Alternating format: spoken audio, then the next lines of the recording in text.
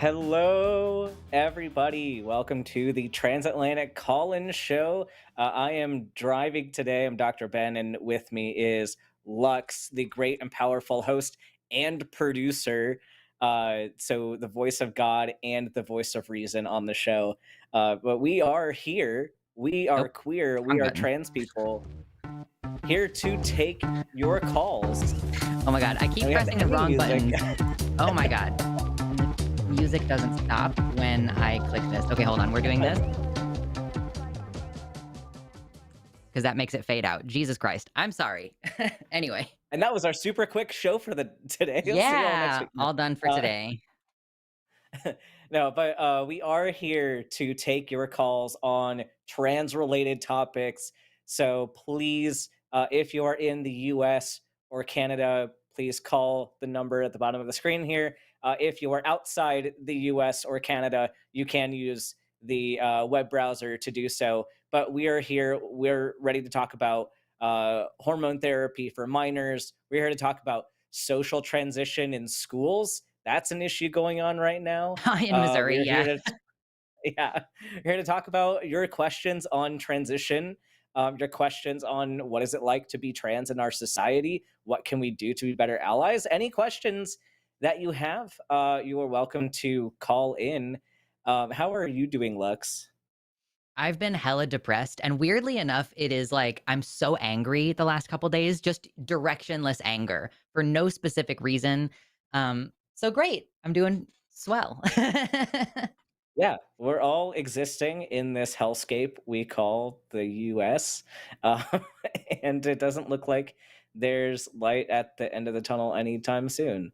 So, yeah, I think we're all in that boat right now. Stretched thin, like butter over too much bread. Yeah.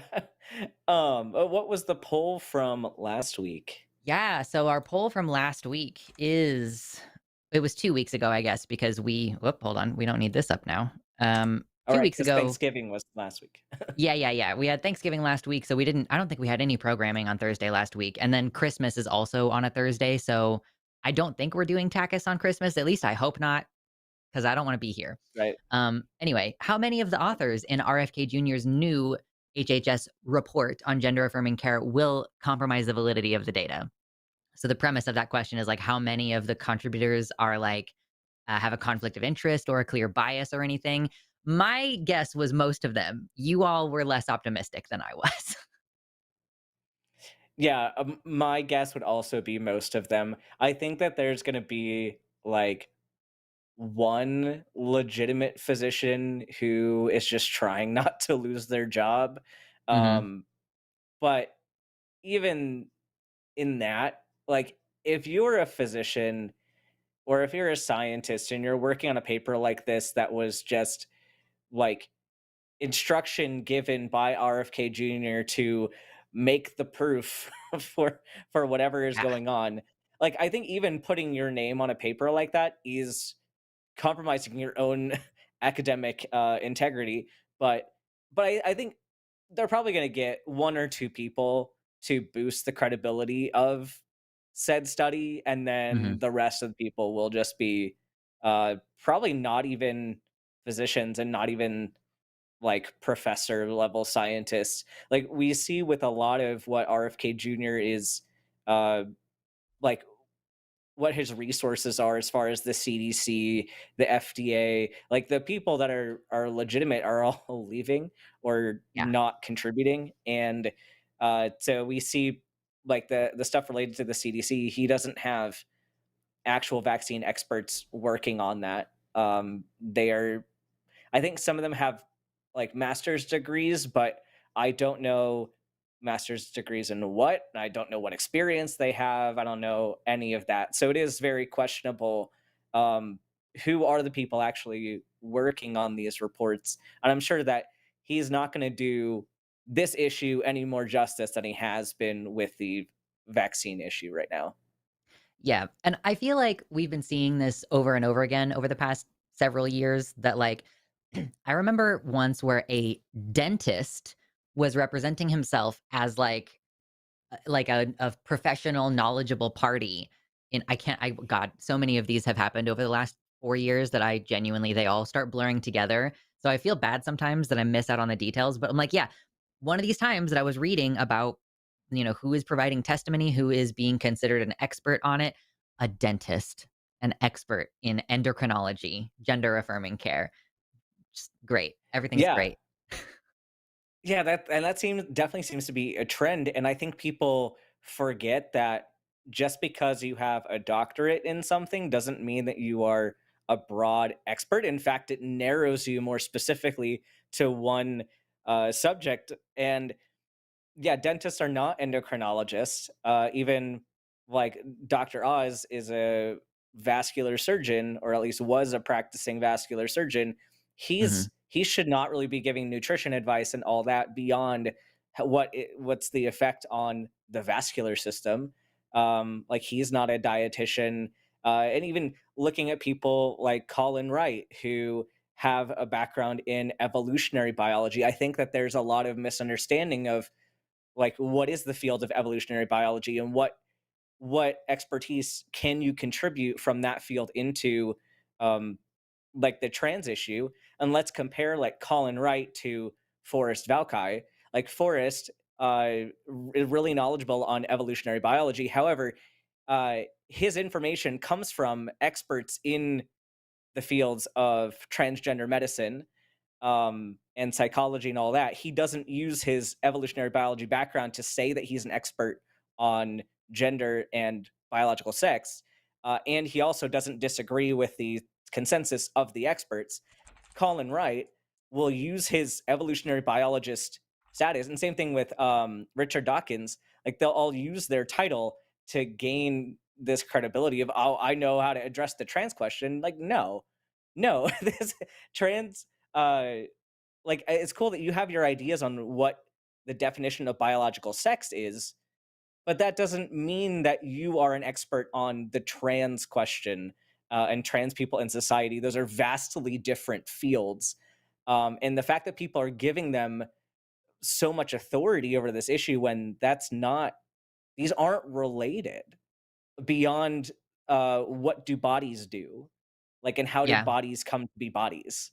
Like, that I doesn't did address actually the have an atheist cite psychological Richard Dawkins at differences. me recently. Oh, yeah. About this, about trans issues. I was like, "Oh Yeah. my god, you mean like an octogenarian who hasn't had continuing education in years and also is well known to be a misogynist? Wow, what a guy to appeal to authority for on this." So, yeah, people are definitely still doing that very actively. Yeah. So yes, the answer to this question is I would say is most of them. I think Lux and I both agree on that. We do, we Any other do. thoughts that you have on this? I guess no more thoughts on this. So we can look at this week's poll, which you all will have the opportunity to vote upon in the chat right now. I put a version of this poll in the chat. Do you think the anti-trans essay from Oklahoma was written with the intent to blow up into a national story? I don't know. Do you want to lay it out? What happened in Oklahoma?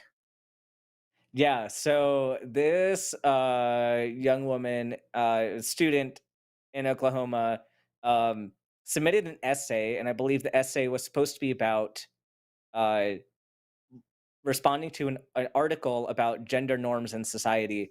And this person wrote just a whole bunch of transphobic shit and just saying, I don't believe in that. And the Bible says it's bad.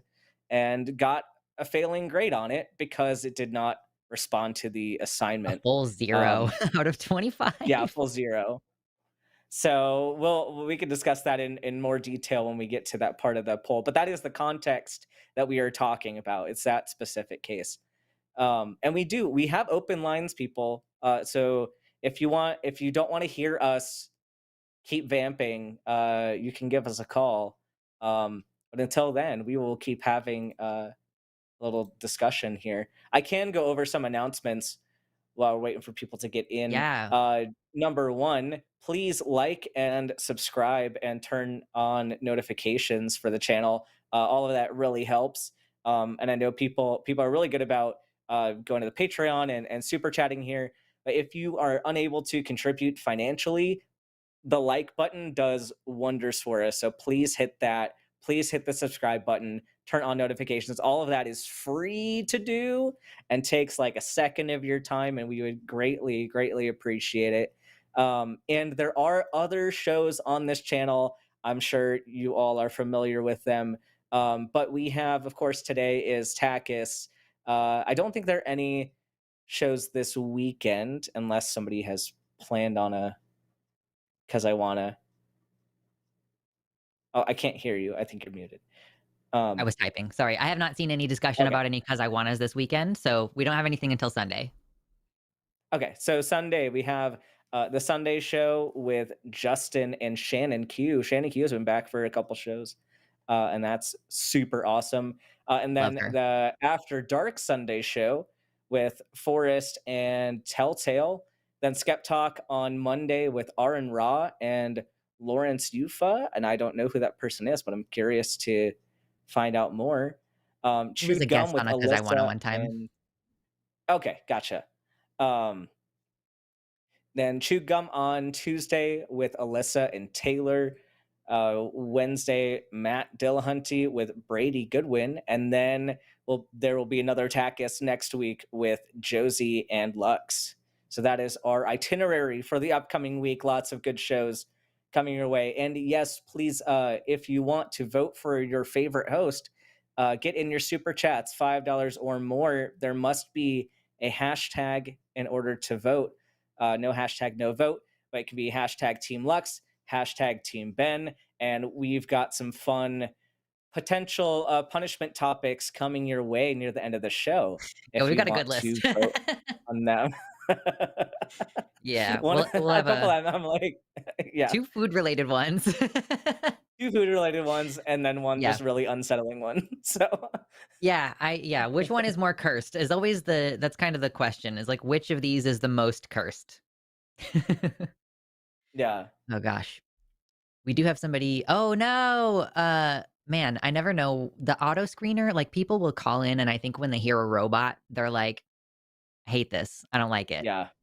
But I don't know that I have very much control over that, so, we'll try to get some more people in here. What do you have going on personally, like, for your channel? Like, do you like, let's just take the time Yeah. and talk what are you covering recently?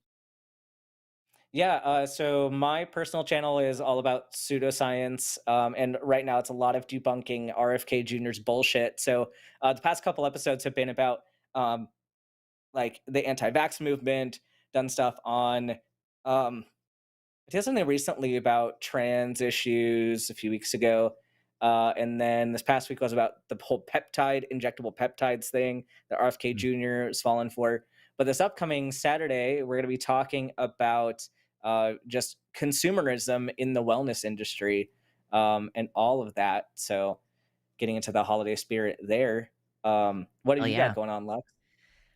Well, I'm trying to get to 40,000 subscribers on YouTube before the end of the year. Yes. I don't know if it's gonna happen, but this is your shout out. If you're in the chat and you haven't already subscribed, I don't even care if you watch anything, TBH, but lately I've been doing just basically taking some clips from the line and doing additional commentary over it, or like I did a couple where I was on with Matt, and so I kind of just removed all the parts where Matt is uninterruptedly going back and forth with the caller.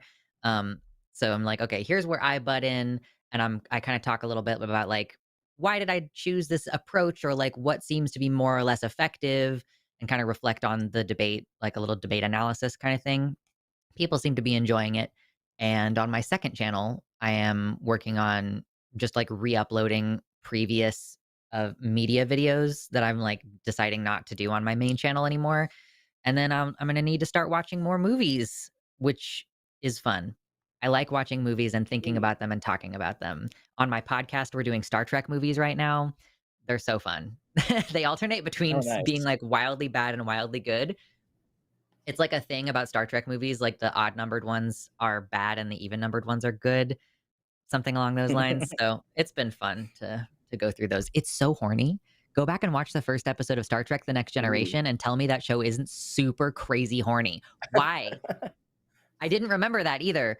We went back and watched the first episode, and we were like, Why is this not part of my mental picture of what this show is like?" It is so aggressively horny for the first I wanna say, like, 3 or 4 episodes, we decided to just, like, watch a few of the beginning at the beginning, yeah.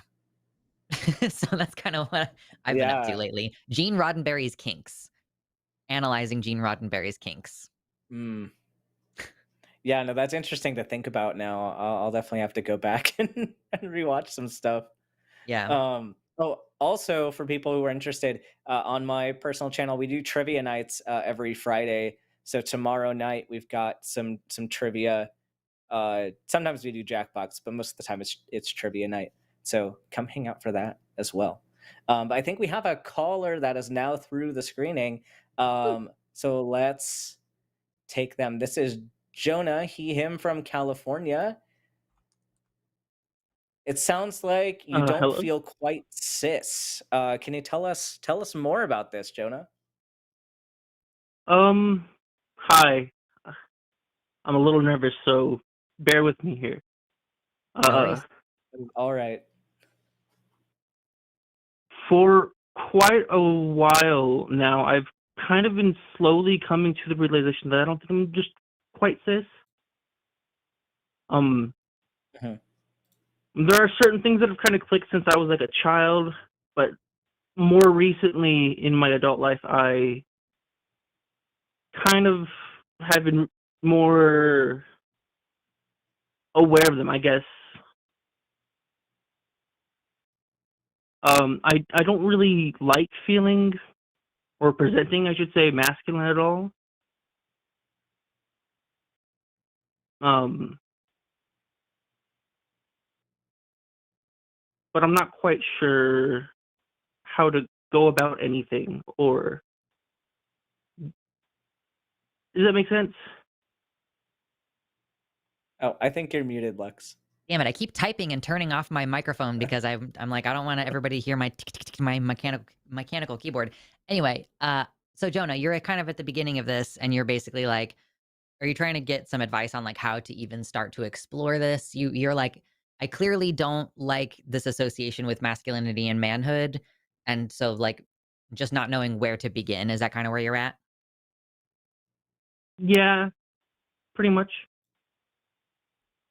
I mean, I feel like it always is a good idea to start with just like a period of exploration where you don't put a ton of pressure on yourself to like stick to any one particular label or like pursue any one particular path, you know, like or like you just don't need to have a sense of closure right off the bat.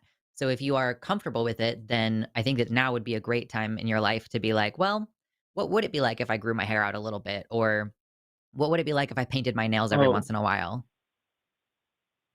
Did you want to butt in, yeah. Jonah? Well, yeah. Sorry, I was just saying that the hair thing is kind of one of the first things that kind of like tipped me on this.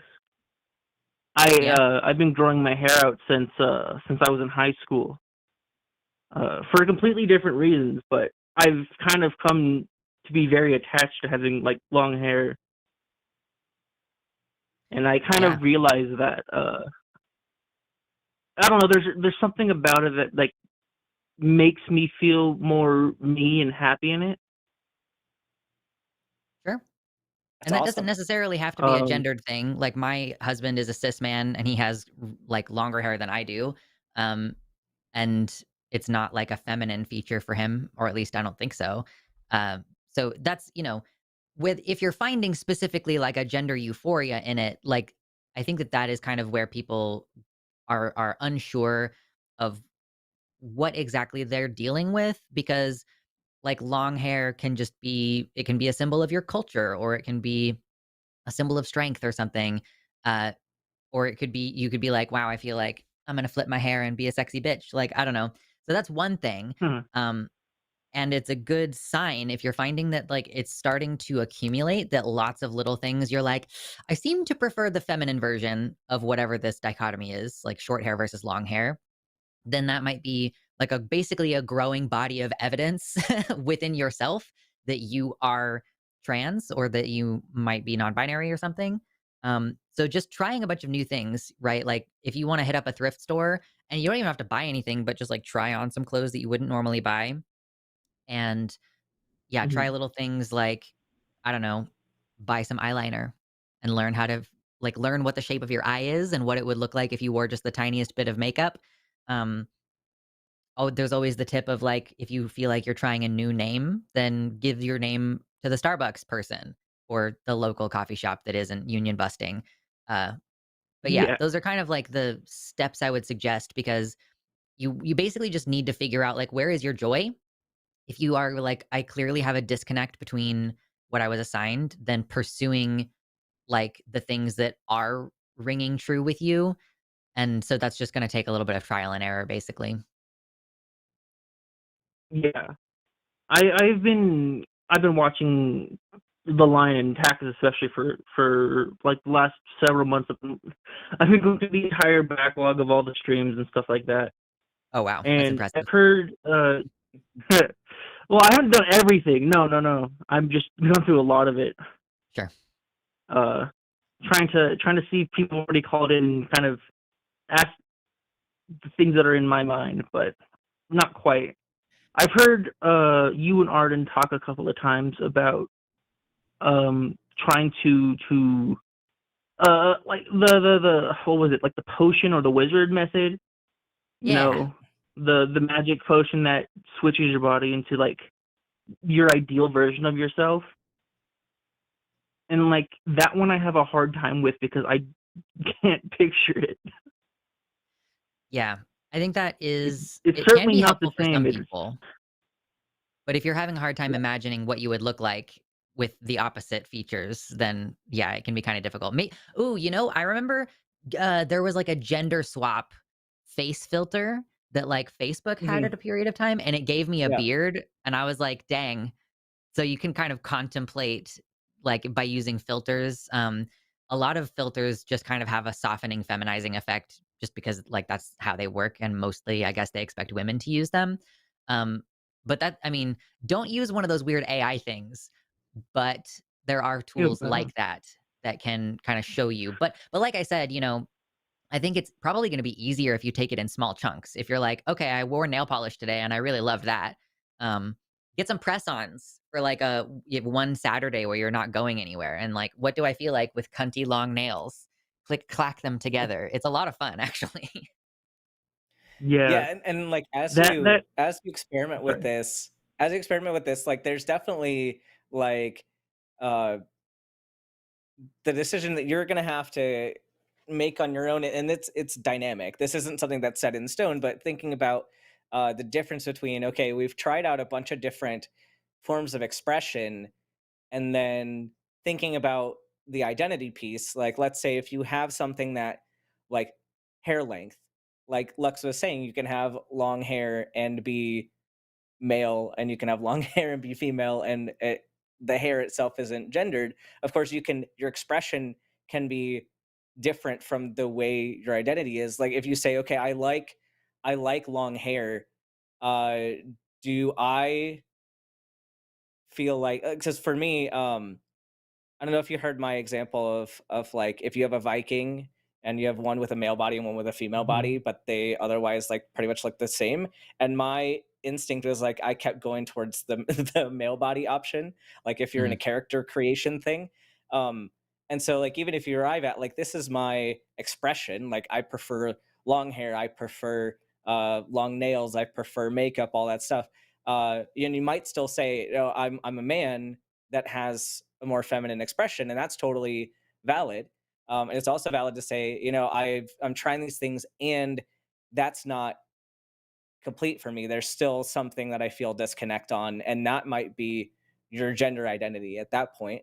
And you can kind of think through all of those things on your own. But you could even use like character creation, like go into a video game that where nobody knows you, like even an MMO or like a some kind of online game where you can interact with people and they have no idea who you are, and you can kind of role play a bit as a person that you want to be. Like, you can make the character how you want them to be, interact with people the way you want to, and see how that feels. For me, I would leave video games and I think, why can't this be all the time?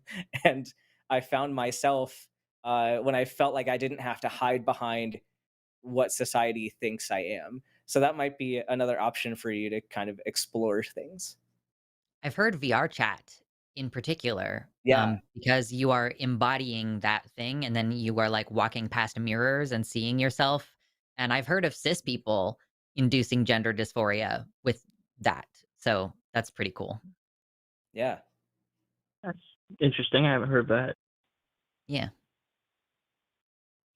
And you Yeah. also said on your I prompt that you had questions about bottom surgery. I don't know if that's a thing you wanna get into or if you wanna just kinda stick with the basics today, or what do you wanna do with that, Jonah? uh, I do wanna ask, because I'll be honest, you 2 are kind of the call dream team that I wanted to talk to. Awesome. Uh, I'll take it. well, because Doctor Ben has the vast medical knowledge and Lux is awesome, so True. I don't have credation, I'm just awesome. yeah, It's okay, no, I I have when I the was credentials, watching but I'm not TACIS and I got awesome, to so there you go. Together, oh, we're no, you're one awesome, person who's Doctor awesome Ben. and knowledgeable. But So no, we're you're just we're fine, just Jonah. giving we're just We're giving just you being crap, silly. yeah. You can launch into your questions if you have any Yeah. specific. Yeah. Yeah, yeah. When I saw Lux for the first time, I'm like, "Whoa, Lux looks awesome. I wanna I wish I was that dressy, There you the go. plain t-shirt and pants." I'm wearing a tank top. But This is my go-to outfit is a tank top and sweatpants, yeah, actually. but I've seen you wear some really cool stuff. That's But true. Thrift stores, that's what I'm saying, go to thrift stores. I found, like, that orange sweater I've been wearing a lot lately at, like, just an amazing thrift store find. yeah. But Um, yeah, questions. the yeah, the bottom surgery thing. So this is one of the earlier things that I've kind of been living with my entire life and never really clicked it until recently. But since I was in, like, 7th grade at most, I've been, like, in this weird thing where I'm like, "Wow, I really wish I had a vagina. That would be really cool. I wish I had one of those instead." Yeah. Um, but I've thought a lot about it, and would it be even possible to have both the vagina and the penis at the same time with no balls? I'm Because for so some happy weird reason the in answer my is yes. mind, that is the ideal setup. Yeah. Yeah, yeah. I'm psyched to tell you that the answer is absolutely yes, you can do that. Regardless of where you start, Yep. like if you start with a vagina and you want a penis, you can get that and keep your vagina with some limitations. And also the other way around with some limitations. But yeah, it's doable. It's called penile preserving vaginoplasty. If you want to like go search for it. I would also recommend like if you have a Facebook, there's lots of bottom surgery groups with like some layers of security to get in, and then like Reddit also, great place to get information about surgery. Yeah, the only the What is it difference is called one more just time where so I they can get remember the it? oh, you It go was for it. penile preserving vaginoplasty or penis Okay, thank preserving you. vaginoplasty. Okay. Yeah. Yeah, What were you they gonna say, just Ben? take different tissue to use to construct whatever organ you're adding on. So where normally they use penile tissue, they just don't use that and they use something else. So it's definitely doable. That's awesome. Yeah. I didn't know medical knowledge was that advanced. Yeah. Yeah, it is. Pretty cool. Yeah. It's pretty cool. Um, Do you have any other questions before we take some other callers? uh, no, I think this really helped a lot, and Cool. I'm going to do some of those things. I've been putting off like painting my nails is something I was been trying to do. In the area I live, it's a little iffy because I live in the middle of nowhere, California.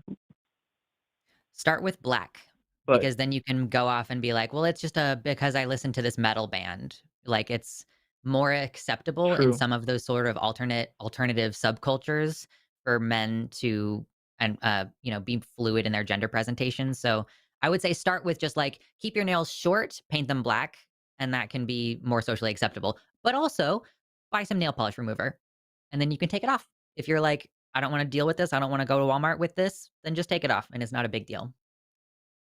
Yeah, I'll steal some from my family members. Yeah, just yoink from your sister or something. Totally. All Well, right. Thank thank you you for your very call, much. Jonah. Yeah, we appreciate you calling. Have, Feel free to call back if yeah, you need to. have a great rest of your day. Yes, both of you as well. Thank you. Bye. All Do we want to look right. at the poll before we take another call? Yeah, although we got some potentially spicy ones, so Up to you. Whichever would you good. want a spicy call We first, we or can. I think let's do, because I don't want them to drop. So if okay? we do a spicy call and then we do that, I think there's potentially two of them. If you want to look at them and let me know what you want to tackle first. We can start with 5-3. That one came in first, so I'm Okay. good starting there. Okay. All right. Dorian didn't give any pronouns from Canada. Wants to talk about says that we have a sexist definition of gender. Can you explain your position a bit more for us? Yeah, thank you guys for taking my call as well. I appreciate it. Totally. So whenever I read on this like sort of new position of gender that it's meant to be very separate from sex, I often see this idea that gender is basically a socio-cultural construct, right? Yep. Yeah. Okay, so the definition I know of sexism, and I mean, you can also find it on a dictionary if you don't believe me. I mean, there's often multiple definitions for a word, but the one I've always, one of the ones that I've always associated with sexism myself is precisely relying on sociocultural stereotypes that are attributed to sex. To do So what? for me, redefining, for Is that, example, I'm sorry, is that whatever. the extent of the definition? Sorry. Just relying on stereotypes? Because I Well, think the definition sorry. of sexism Let me is pull the definition reifying here. stereotypes in order Behavior. to maintain a hierarchy. So behavior conditions or attitudes that foster stereotypes of social roles based on sex. And I believe that's what the new gender definition is doing, basically reducing either, well, these sort of boxes we're calling men, women, like it's sort of creating boxes See, and then attributing I disagree with your sociocultural definition, stereotypes. Dorian. See, I disagree For with your sexism? definition because I do, yes, because I Okay, yes, believe go if ahead. we're going to use the word sexism, there is an Yep. implied inequality in that. Like there has to be some inequality that is created I'm or using some kind of. definition number 2 of sexism as a noun from Merriam-Webster dictionary. So If I'm being just honest, I'm not having. interested in arguing the dictionary definition of sexism. Yes. Like, because the dictionary definition often is not in line with the academic definition, and because we are both more academically inclined, Ben and I are going Well, to that's, want to go with an academic definition of sexism. The academic that can definition of be a bit sexism, debatable, but Dorian, sure, yeah. we're gonna have a problem Yes. if I can't get a whole sentence out. Okay? I'm Oh, not no, go dealing with ahead. interruptions today. Thank you very much for being patient. So, when we are talking about sexism, we are talking about institutional hierarchical systems that force people into boxes in an oppressive way that denies them the full ability for their bodily autonomy and self-expression. So we take issue with the accusation that gender like fluidity or like the academic queer gender stuff that we talk about here or trans people in general are sexist because we as trans people especially and as trans activists in particular like we are constantly going against the sexist expectations, right? Like a sexist expectation is you are your biology, you have to adhere to that, and any like going off of that path is going to be punished. Can you kind of understand why we're having like a definitional difference here? Do you have a reference of an academic definition that you would consider valid? I For don't example, generally the rely Webster's on Medical definitions Dictionary. to uphold my Um, arguments. yes. So Dorian, so Moses the Medical place that we're Dictionary. disagreeing, Dorian, the Yeah. place that we're disagreeing. So again, we don't Yes. really Go ahead. care about your citation of the dictionary. The core difference here is that we are saying that sexism implies some hierarchy or some inequality. So that is kind of the crux of what makes sexism sexism. The fact that gender is social is not sexist because that isn't implying inequality, oppression, hierarchy, etc.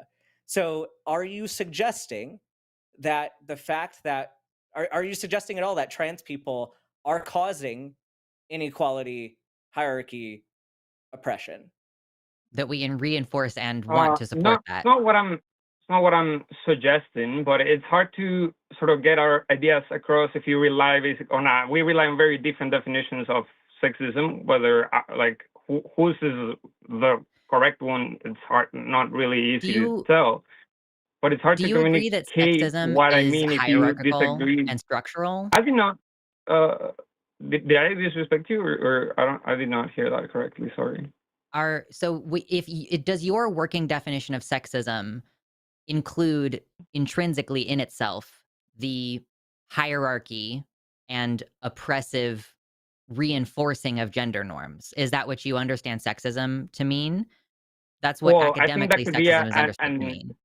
a way to exercise like sexism, but like, for example, if I were to believe that a certain person has to act in a certain way just because they're male or female, I think that would be sexist.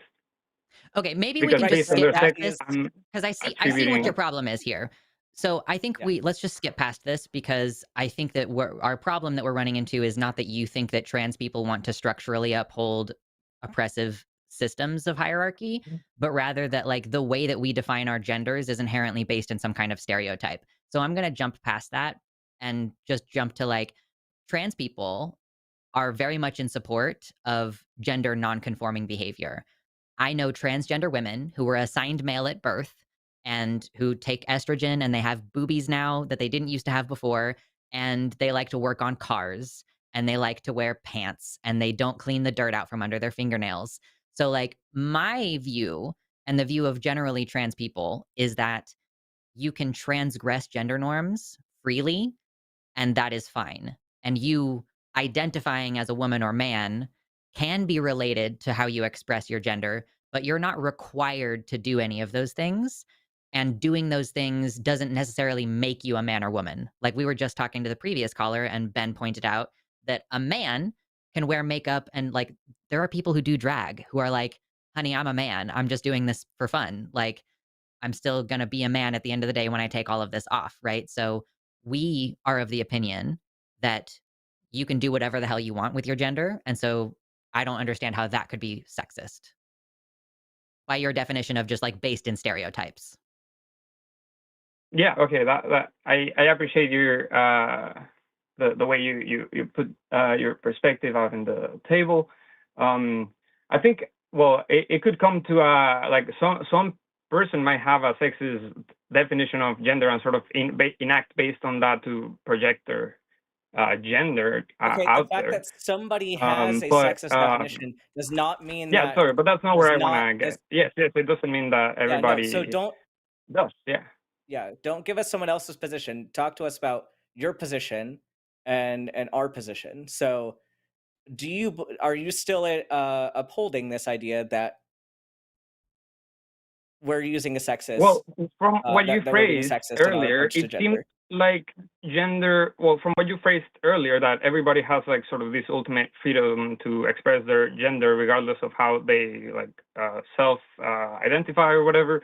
Say like a man could be wearing this or wear that or wear like anything or do anything in that sense. Is there really an actual sort of definition, or is it just sort of a word we enjoy to call ourselves by at this point? Yeah, so the reason why we talk about gender being a social construct, that like I think people misunderstand what social construct means. Right? It doesn't mean that it's made up. It doesn't mean that there's no that it doesn't have any bearing on society. Like it's gender is essentially a model of how humans interact with each other based on um, different cultures and how they view essentially reproductive hierarchy is where it started. And since then, we've had to deal with like we discussed, gender norms, gender stereotypes, but the whole concept is how do we interact with the society around us? And so when we say it's a social construct, we aren't referring to like something super tangible like a human body or something, but it is a concept that can be studied, and it can be studied among cultures and among different people groups, and among subcultures. So it just being a social construct, it is a real thing as far as society goes, but it's not as concrete as, you know, biology. So I think maybe that's where we're missing each other. I would Is also add that Yeah, that I mean that, trans that makes sense. people are responding to that situation. Like trans people are responding to a situation that already exists. So when I suggest to someone, "Hey, maybe try painting your nails or growing your hair out long and seeing if that makes you feel more at home in yourself and more comfortable." What I'm doing is describing the current framework, which is that we associate certain traits with feminine and masculine are associated with man and woman. And so, in order to kind of find where you feel most comfortable, you have to do that exploration within, to some degree, within the boundaries of the society that you live in. So, for me in America, dressing like a woman can mean something very different to what it means to dress like a woman in India, because we just have very different cultural norms, different expectations, and all this kind of stuff. So yeah, I feel like I had And somewhere I was going with so that, but yeah, no, go no, ahead. that's fine. Thank you for I lost my the thought. Go response. ahead. Um, well, I just kind of had a like there's some questions if you guys wouldn't mind clarifying for me. So one is, okay, there's this notion that, okay, gender and sex are sort of a completely separate thing now. Um, and yet I see that a lot of the gender affirmation care evolves around sex.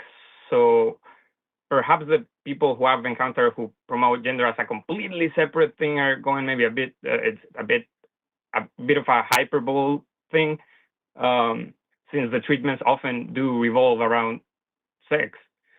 And well, Dorian? in yes, sorry, go ahead. So when you look at somebody and you interact with somebody in public, what kind of Hmm.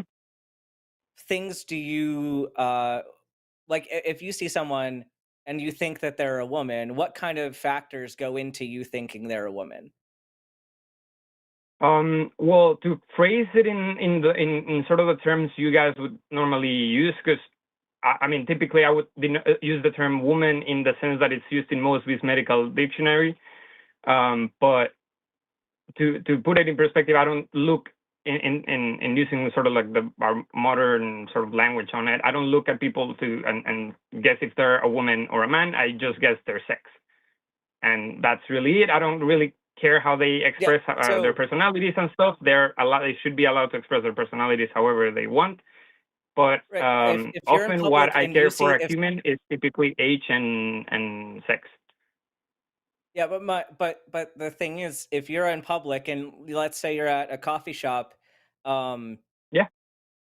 are you going to when you're gonna call somebody she or to call somebody he, what are you thinking about when you're making that decision of do I call this person she or do I call them he?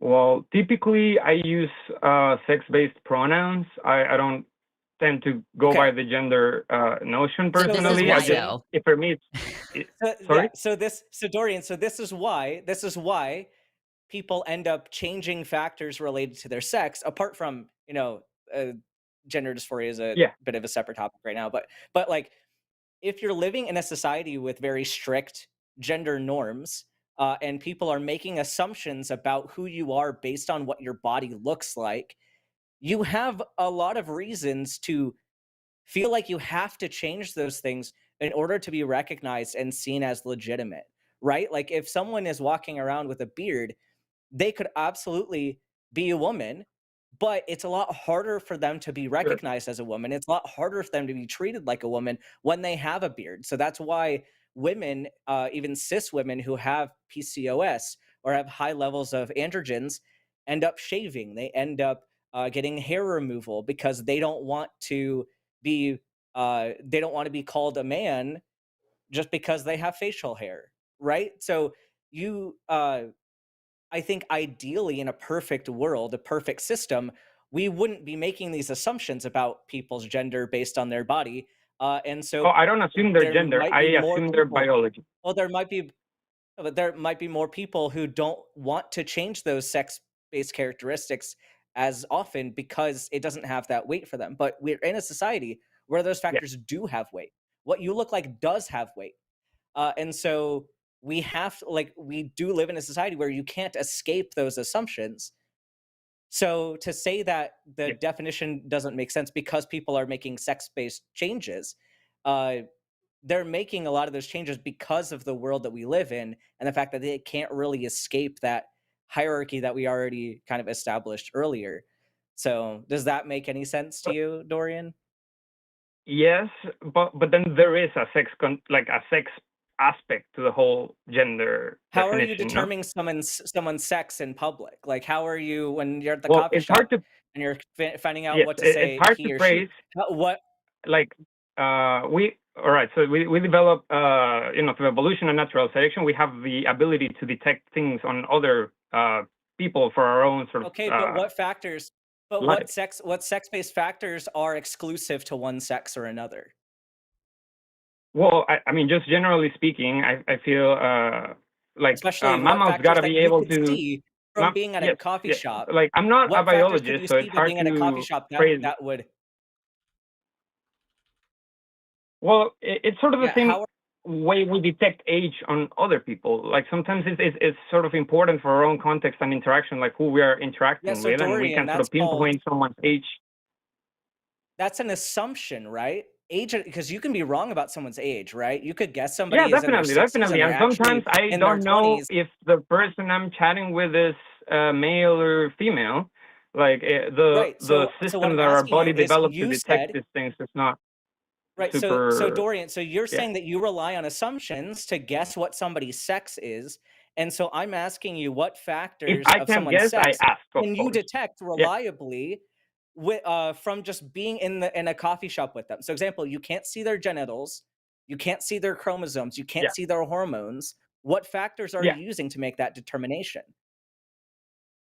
Well, there's a set of physical traits that tend to be associated more with one sex with the other, and that for most of the time Okay, ends up working out. And if I cannot Are pinpoint those exclusive to one similar with sex age, or another? Are those exclusive sorry, to one sex or another? Are those traits that you're talking about some exclusive of to them one sex? maybe. Which ones? Um, yeah, well, some of the traits that I believe I'm thinking of right now, they can be probably attributed to both, and that's why if I cannot Uh, pinpoint it, I just ask. But most times, and throughout yeah, so then my you whole shouldn't. life, I can So generally so pinpoint fine. so give me examples. Give me examples. You're dodging the question. Give me those examples. What traits are you talking about that you use to determine somebody's sex? Well, it can depend a little bit, but definitely, I mean, if the other person is not proactively trying to deceive my own natural sort of detection mechanism of Just sex, give me the then 'cause examples. Just Dorian, I didn't yes, ask yes, for the well, it can be explanation. I like said, body give me the morphology. examples. Yes, definitely, definitely. It Right. can be So body explain. morphology. It What can be you the say type of body voice. morphology. Just explain exactly. Stop dodging my question. Give me the exact examples. Don't Well, just say I'm body trying to answer. morphology.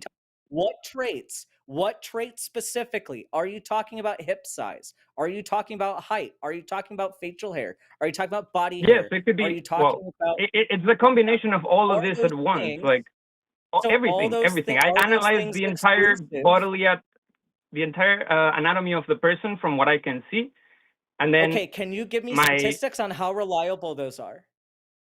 Give me data. How reliable are those things? well, we can look at a. I believe you probably are familiar with the bimodal distribution curve, no? That plots phenotypes Right, distribution across both okay, so you're sexes. saying it's bimodal, right? It's bimodal, so there's a wide Yes, range of people that have traits in between.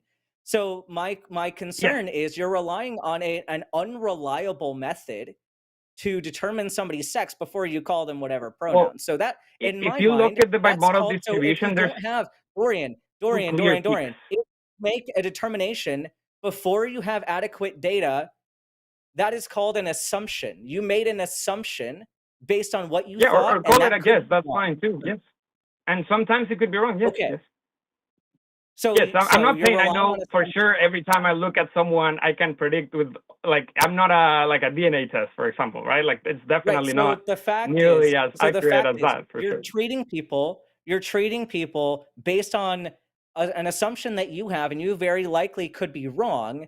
So you'd Well, be I don't really treat much them more differently. accurate if you just ask people, because then you don't have to embarrass people. You don't have to make a fool of yourself and the other person by assuming that somebody with a beard is a man just because they have a beard, right? So this is why there is some of that Well, it's overlap not just the between beard, right? how Like, I would society have to views look at sex the and how facial society views gender. structure, the body. But this is why.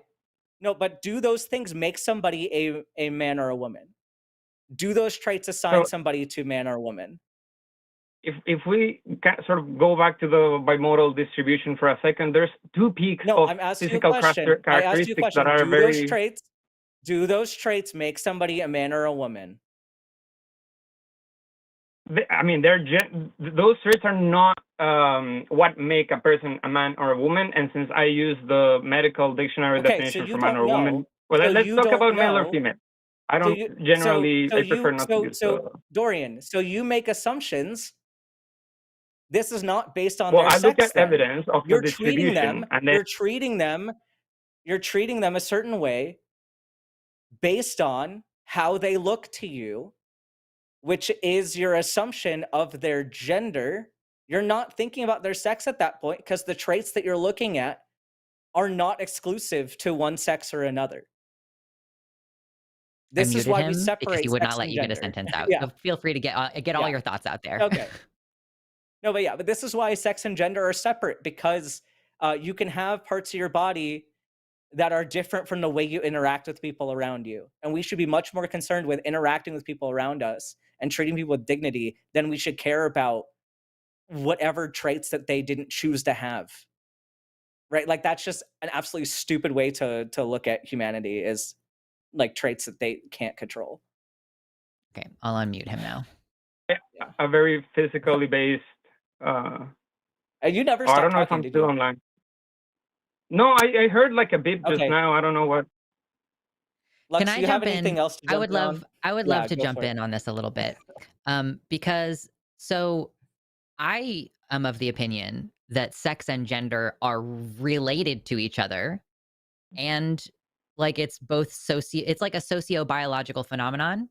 Like, so when someone is asserting like, oh, you have sex-based pronouns, it's like, first of all, that's literally not how it works. Like, yes, they're related to each other, and we frequently associate sex with gender, but they clearly are not exactly the same thing. Otherwise, gender norms would be the same across all cultures, but they aren't. There are cultures where long hair is specifically a venerated trait for men, like some native cultures. And so my opinion is that they're related, and also that there is an amount of evidence that is not zero that indicates that trans people likely have an intersex condition because the brain develops a sense of what the body is supposed to look like. And so there is two different things going on here. There's the social aspect where you want to be recognized as the gender that you identify as. And there's also some amount of biological dysphoria where your brain seems to have an expectation that your body have certain parts. Like you, I'm sure you're familiar with brain body map, but for the audience, we are born with the programming in our brain to have two hands. If you are born without one of those hands, sometimes your brain is confused and it might generate some nerve systems for that hand, even though there's no hand there. And we're like, why does this happen? Well, because your brain has this kind of expectation for what your body map is going to look like. There is an amount of evidence that indicates that there might be some kind of biological component to being trans, which makes it really shitty for you to say, oh, you're sex-based pronouns, as though trans people have control over how they feel, or as though our brains and stuff are not a significant factor in our biology. I don't know. What say you to any of that, Dorian? Well, I appreciate that your you try to find a little bit of common ground, at least on the gender definition. I appreciate that, and I appreciate your elaboration as well.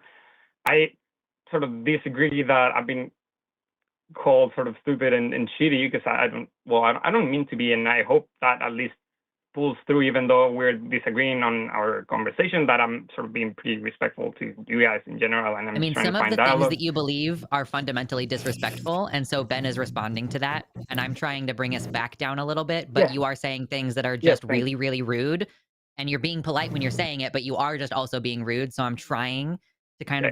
of ignore that and get to the point. So when I mean that I use, I use like sex-based pronouns for like myself or whatever. Like what I mean to imply by that, or suppose I just don't use pronouns at all. I generally just care for, I just care for physical properties of the universe, and I don't really like obviously I don't want to go around disrespecting people either. So if somebody tells me that their pronouns are this or that, then I just either use whatever pronouns they want me to use, or I simply use neutral terms all the time and avoid giving them a pronoun that it's not what they would want. Well, that's rude. But personally, I'm only invested in physically measurable things.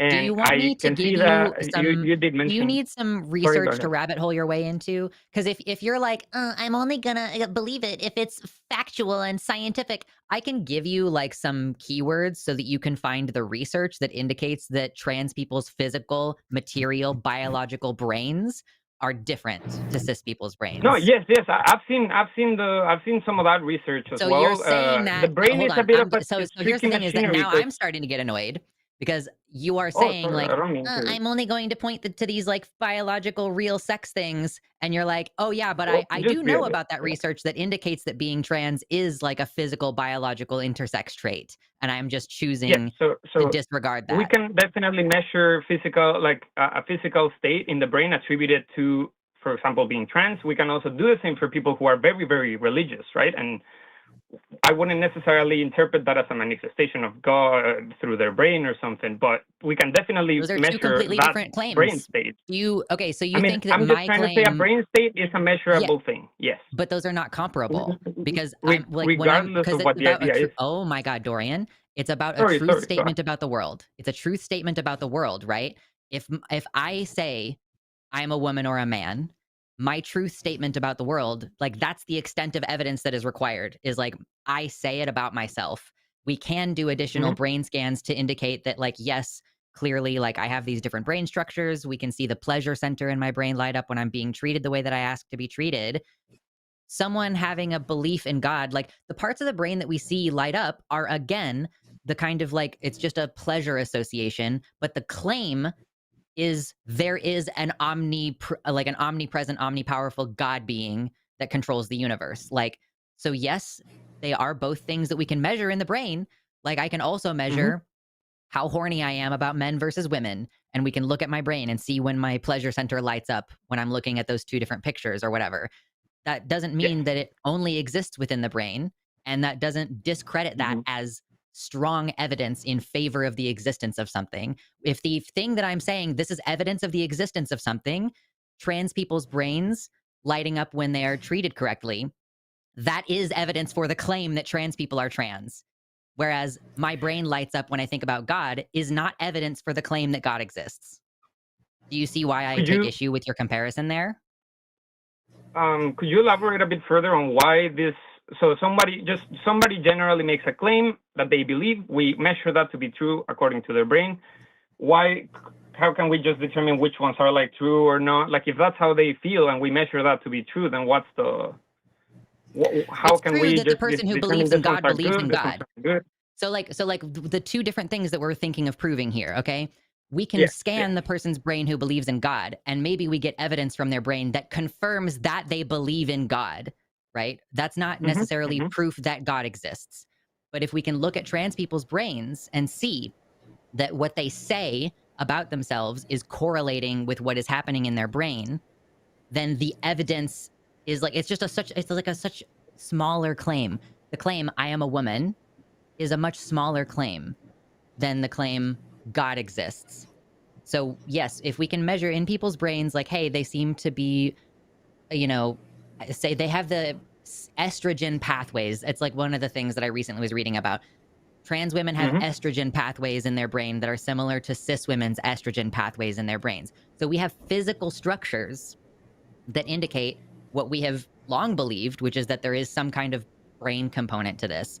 So the evidence that we're looking for is, why are people trans?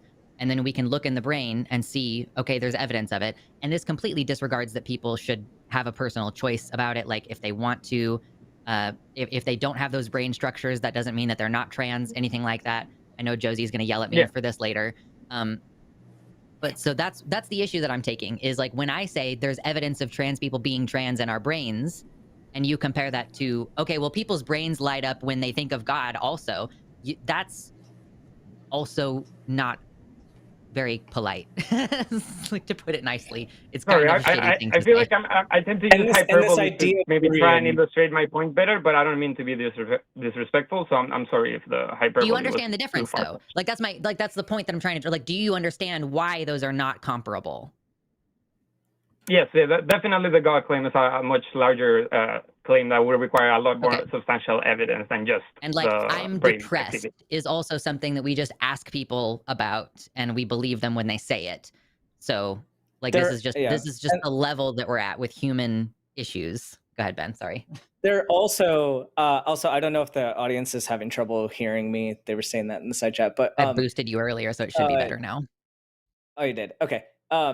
But there's also, you have to take into account the differences between like science is related to the brain and science is related to like the rest of the body in terms of psychology versus biology. They are measured differently because the thing, like your statement about well, I only think about things that are physically measurable, and like that is a very nebulous thing, because like how do you define, like how are you saying like we should measure psychological things? Like the techniques That's a great utilized question. Yeah. among social sciences and like biological sciences are different because of the subject matter being dealt with, right? Like it's, you can't use the same methods to like study psychology. You can't use like agar plates and like anatomy labs and stuff to evaluate psychology. These are different things. So what they do is they validate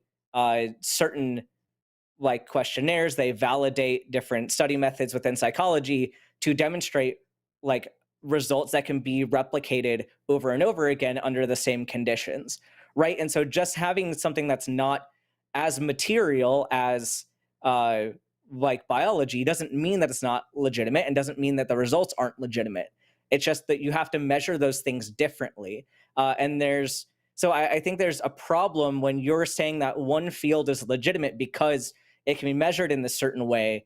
Like, do you believe the entire field of psychology is bunk based on that, or do you believe other things that are modeled in Well, psychology?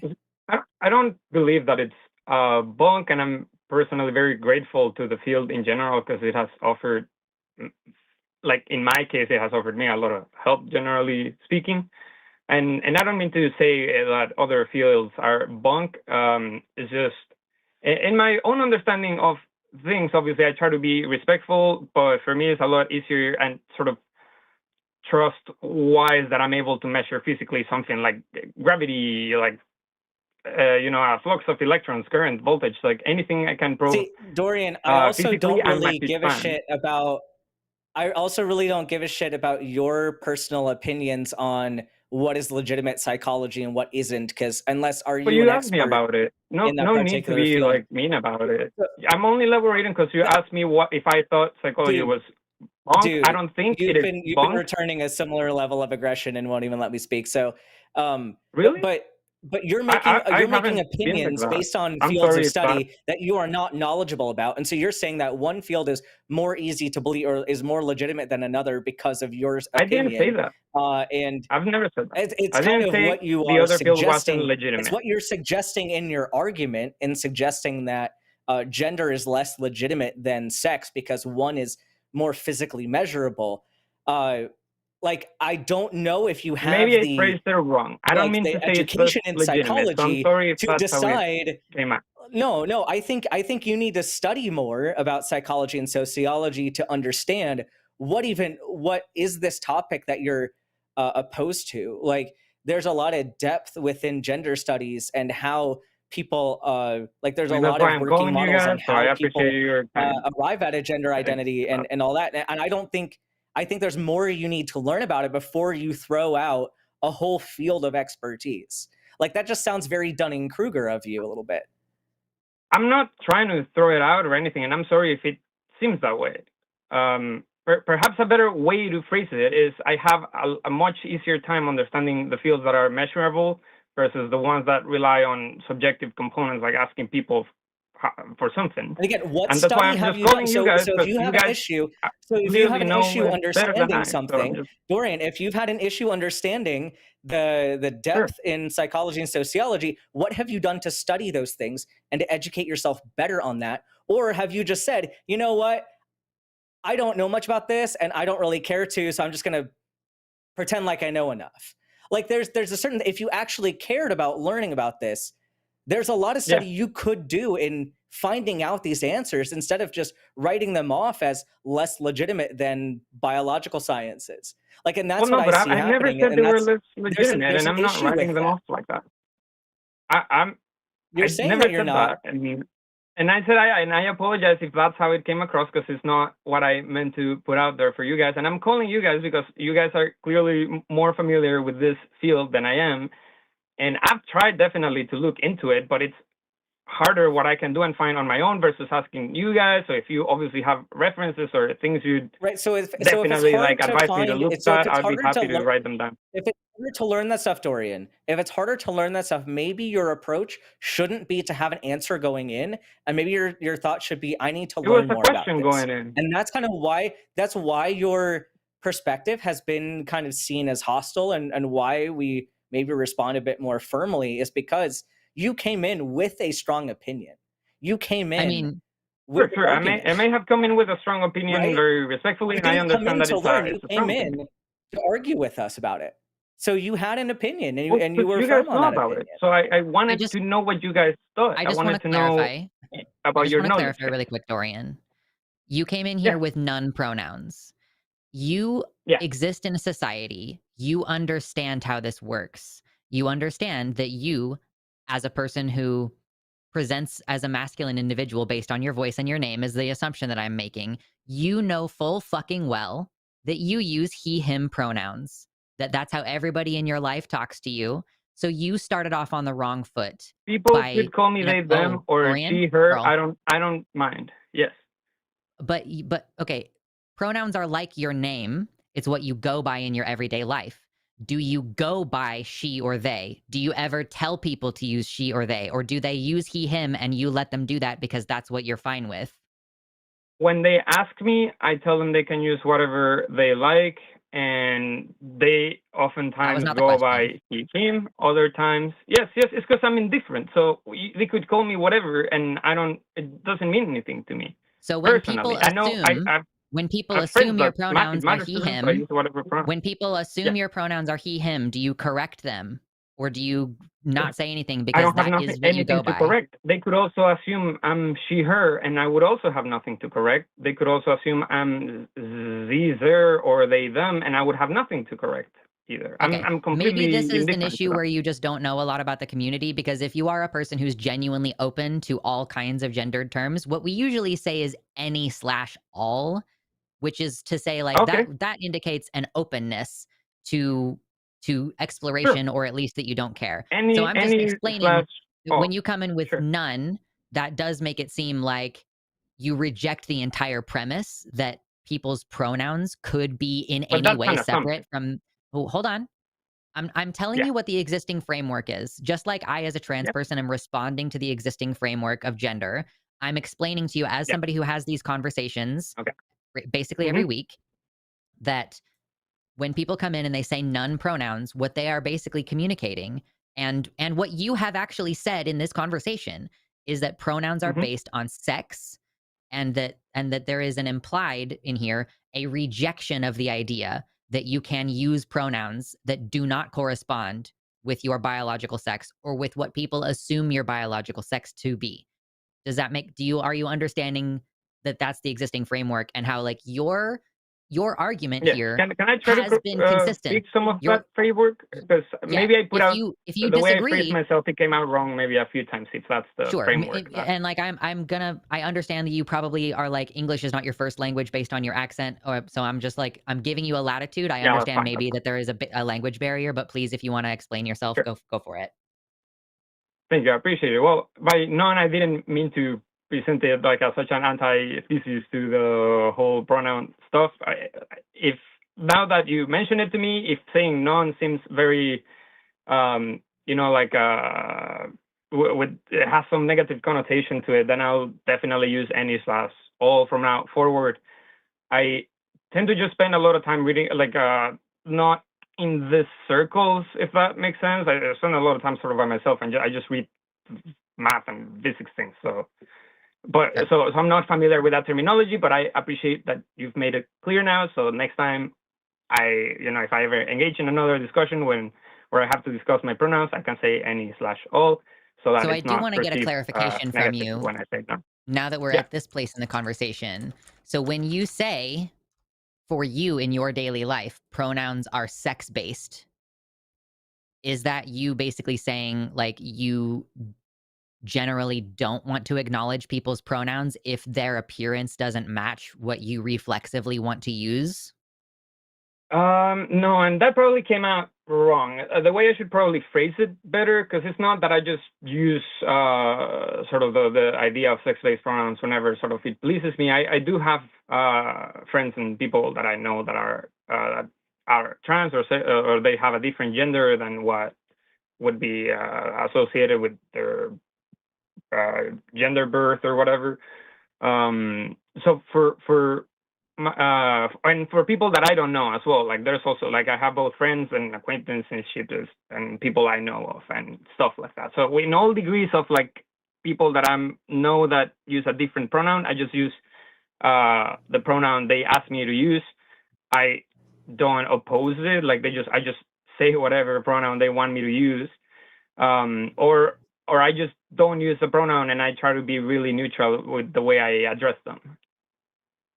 So Okay. I I appreciate don't that try you to cause endeavor to them be any respectful. discomfort in general. I do Yes, appreciate that I you always try endeavor to to be be respectful. respectful. Yes, Yeah. thank you. I appreciate you So guys for chatting about this with me as well. yeah, and we are getting toward the end of our time. Yeah, that's If fine. That's I fine. would I think love it's to a good spot. revisit, if you wanted to call back next week, I'm going to be on with Josie. And if you still are feeling like trans people's definition of how we define gender is like sexist or like based in stereotypes or generalizations, like I would be happy to come back around to that if you felt like that wasn't adequately addressed, because I know we did kind of get off in the weeds a little bit. But it has been a very enjoyable and vigorous conversation. Dorian, if you want to get your last word in before we go, I'll give you the moment. I just want to thank both of you for your time and your knowledge. And if you do have any specific books or references that you would recommend me, it'd be great to just have. Yeah, in the chat right now, if you look in the chat, Calacia has been posting the link to a research document, basically. So that's one that we recommend if people want to read more into it. So that should be in the chat, or maybe I have to scroll up a little bit to find it. But yeah, it was a link from Calacia in the chat. I'll look on the chat, and maybe somebody else also was dropping some docs there, maybe. Sure. But yeah, Well, I'll keep appreciate you, an eye out Dorian. on the chat. No, I appreciate you, both of you. Thank you. Bye. Yep. Thanks for your Ciao. Okay. Are you dropping that or am I dropping it? If we both I'm try to dropping it. I drop was the waiting call, for a yeah. second. Yeah. If we both Yeah, try to drop the that's what I was call, what waiting for. happens is the host gets dropped, which is me. Yeah. Like, Yeah, because no, one person that's clicks why it I and was then the waiting a sec, buttons but I move. got it. All good. Yeah. Okay, so Do we wanna do the let's pull poll up the next? poll. And then we I'm gonna can pee, yeah, so I'll set this up and then I'll let you kind of get started go talking for about it. it. Um, Go for it. this one. Okay. Let me get rid of this. Bring in up this. Okay, that's the essay, the thing for this week. I'll be right back. All right. So the poll for this week is: do you think the anti-trans essay from Oklahoma was written with intent to blow up into a national story? And I don't see how many people say, I think in the side chat so far we have 80% that have said, 81% that have said yes, and 19% that have said no. So again, the context for this is a student at, I believe it's Oklahoma University, OU, that is a psychology class, and they had an assignment to talk about this article about gender norms in society. And this person wrote an essay all about why trans people are bad and why being trans is against the Bible, basically an anti woke paper, which did not meet the criteria for the assignment at all, because the assignment was not at all about trans people. It was about an article about gender norms. Um, and this, they were instructed to use citations in this paper, and this person did none of that, so didn't respond to the topic, and also did not cite sources. And even when mentioning the Bible, did not cite the Bible, did not cite from where in the Bible certain statements came from. And so she got a 0 on the paper. And actually, in new development, they got another professor to also grade the paper and also gave it an F. So we've had 2 professors now saying this did not meet the criteria It's for so the savage. assignment. And yeah, and so it's blown up all over the internet, and people like the right is using this as they're saying that this is persecution against her Christian beliefs, and like, no, not at all. It wasn't the fact that she used her beliefs in the paper; it was that she did not complete the assignment objectives as they were given, and so that it was a fail to the assignment. So it definitely seems like this was intended to get big. Like it sounds like another like another thing related. Like remember the fencing thing that happened? Like the person that dropped out of the Yes. fencing tournament. It sounds like that. It's like where it's a nothing burger issue. Like there's nothing related to uh like there's nothing to really argue with here, and they just did it for the intent of making it big. Like with the fencing thing, fencing is already a co-ed sport. They already Yeah. fight like co-ed, and so this person that bowed out of the fencing match because they were facing a trans person, like that's ridiculous, because you're fine fencing against a cis man, but you're not okay fencing against a trans woman. And so it relied on people not understanding the context, just reacting emotionally to whatever is happening and not thinking about like what actually happened here. And that's I think what's going on with this. Like people aren't thinking about, well, what was the assignment? Like she did not complete the assignment. She should get an F for it. Yeah. I just want to, for the sake of fun and posterity, I want to read some of the essay. Just so you guys know, okay? Yeah. It's like we start just I think this might be the beginning of the essay. I'm not going to read the whole thing. I'm just going to read a couple sentences so that you understand the caliber of intellectual rigor that we're dealing with here. This article was very thought provoking and caused me to thoroughly evaluate the idea of gender and the role it plays in our society. The article discussed peers using teasing as a way to enforce gender norms. I do not necessarily see this as a problem.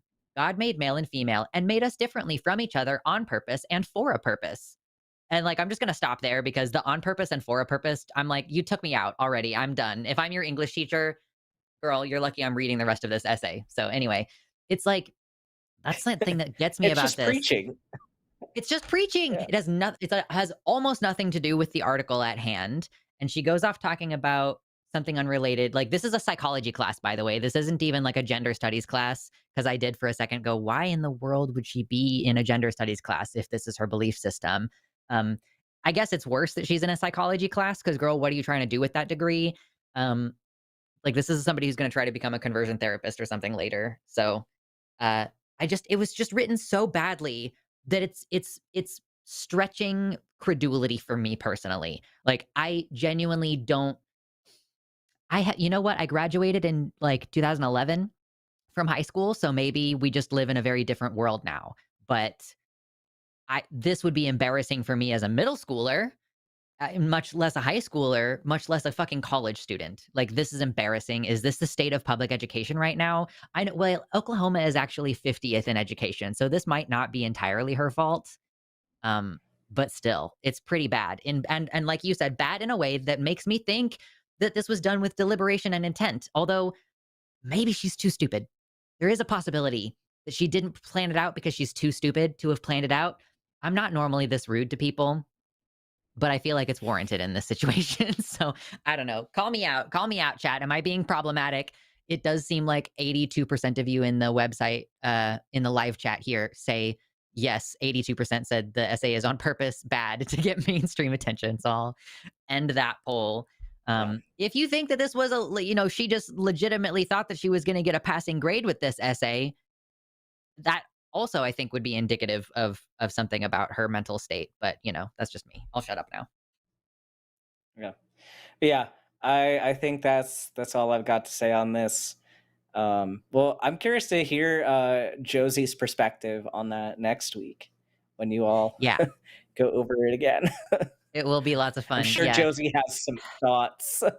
it's really difficult to Yeah. keep the polls going. Like, you guys have complained at times in the chat about like the clarity of the polls or like how we ask the questions. And it's tricky to keep because it's the same like 4 issues that keep popping up, right? It's, do trans kids deserve medical care? It's sports, it's whatever, like pick the handful of issues. And every week we're getting new news about one of those 4 issues. And so it's like, okay, am I going to yet again ask you, is it okay for kids to um socially transition? Like how many ways can I put that same question to you? So I decided we're trying something different. Now we're gonna like observe, how bad faith are these people? How premeditated are these actions? Because I would Yeah. like you to start thinking about those that's part of being a skeptic, is thinking, why are people studying this, or why are people making these particular assertions? Why is someone citing that particular study? So keep engaging that skepticism, y'all. All right. What call do we So many want to people. go to? I think the other spicy one we had dropped, but there are We do some have a couple that potentially could interesting be. ones in here. Yeah. Which one do you want? I'm reading. I guess 11.7 seems like the most spicy one that we have right now. Yeah. All All right. Yeah, right, I'm let's good for do it. it. Let's talk with Tim, he, him from New York. It sounds like you are opposed to abolishing gendered sports leagues. Tell us more about your position on this. Hi. So I won't even take any strong stance of whether I'm abolishing it or not. I just think that if you remove male and let's say male and female leagues and make them sex inclusive, then there's just no way that females are going to be able to compete, especially on the highest level with men, with males. Do you mean, with Tim, males? what sport are you sorry, talking go about, ahead, Tim? Ben. Yeah, what sport? American football, boxing, MMA, soccer, baseball. So I want to just point out really quick that if we abolish male and female leagues, then yes, of course, that destroys the girls' division. That's the point of removing male and female leagues, if that were the thing that you were going to do. But I think what you're asserting is, if we open up the ability for trans people to compete against their own gender, then that would reduce the competitive ability for cisgender girls to succeed in the existing sex divided girls division. Is that more accurate to what you're trying to say, Tim? If you do so and you include people who went through male puberty. So I would love to talk to you about the Olympics, because at the Olympic level, it has been open for more than 20 years now, where transgender women, regardless of whether they've undergone testosterone puberty, if they have a blood level of testosterone below a certain amount for a certain amount of time, it's like 2 years, I think, then they are allowed to participate in the women's league. So in the past 20 years, at the highest level of sports performance on the entire planet, there has not been a destruction of the women's division of sports for the past 20 years. So do you feel like there's literally any evidence to support the view that you have? Or do you think that what you have is a fear based on what you know about the difference between men's performance and women's performance, and that you are unfairly lumping in trans women with men and assuming that they have the same level of sports performance when in fact they are disadvantaged compared to both cis men and cis women? Do you think that that would be the case if the transgender population, grew to the size of everyone who wanted to get hormone therapy? Do you think that would still, So Tim, that So I population did not ask you a is, question, though. I did ask you a question, and though. also, Okay, I'm sorry. and also population is still it hasn't very, destroyed very it. small. Like 1 to 2% of the population, right? And so that's on a curve, right? So there's a bell curve of society and stuff. There's always going to be more people put into the world, and there will be people leaving the world. So this curve is going to be pretty consistent, and trans people are probably going to be pretty consistent around that 1 to 2%. So I think your fear that trans people are going to overtake the population is very unfounded. Just if you look at statistics, so just don't even rely on that argument. Well, see, I don't know the specifics of here, but it does say there was a UN commission that says 900 medals have been won by transgender athletes. I don't know at what level those leagues were at, but that's obviously a substantial number if the UN is Tim, reporting there are but also on it. Tim, trans back to people my that don't undergo hormone therapy and stay in their own sex division. please So come that's back to going to my count Olympics those people example. too.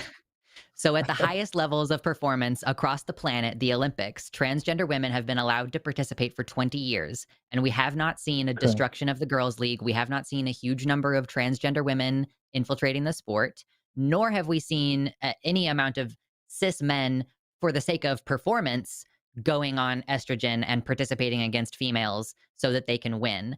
So what, like, does that not say to you, oh, maybe this is not a real problem? Well, did you have the same levels of transgenderism 20 years ago? And what, we're talking about, 1 or 2% versus the entire female population. That's not an answer to my question.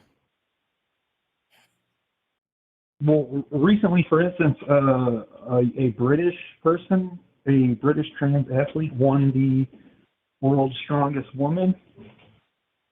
I have seen accusations and that an investigation is underway. I have not seen any evidence. And also, that particular competition, if I understand correctly, doesn't even test for steroids. So who fucking cares who won or who did what in that particular league? I'm telling you that at the Olympic level, at the highest level for 20 years, and the number of trans athletes hasn't changed substantially in that time.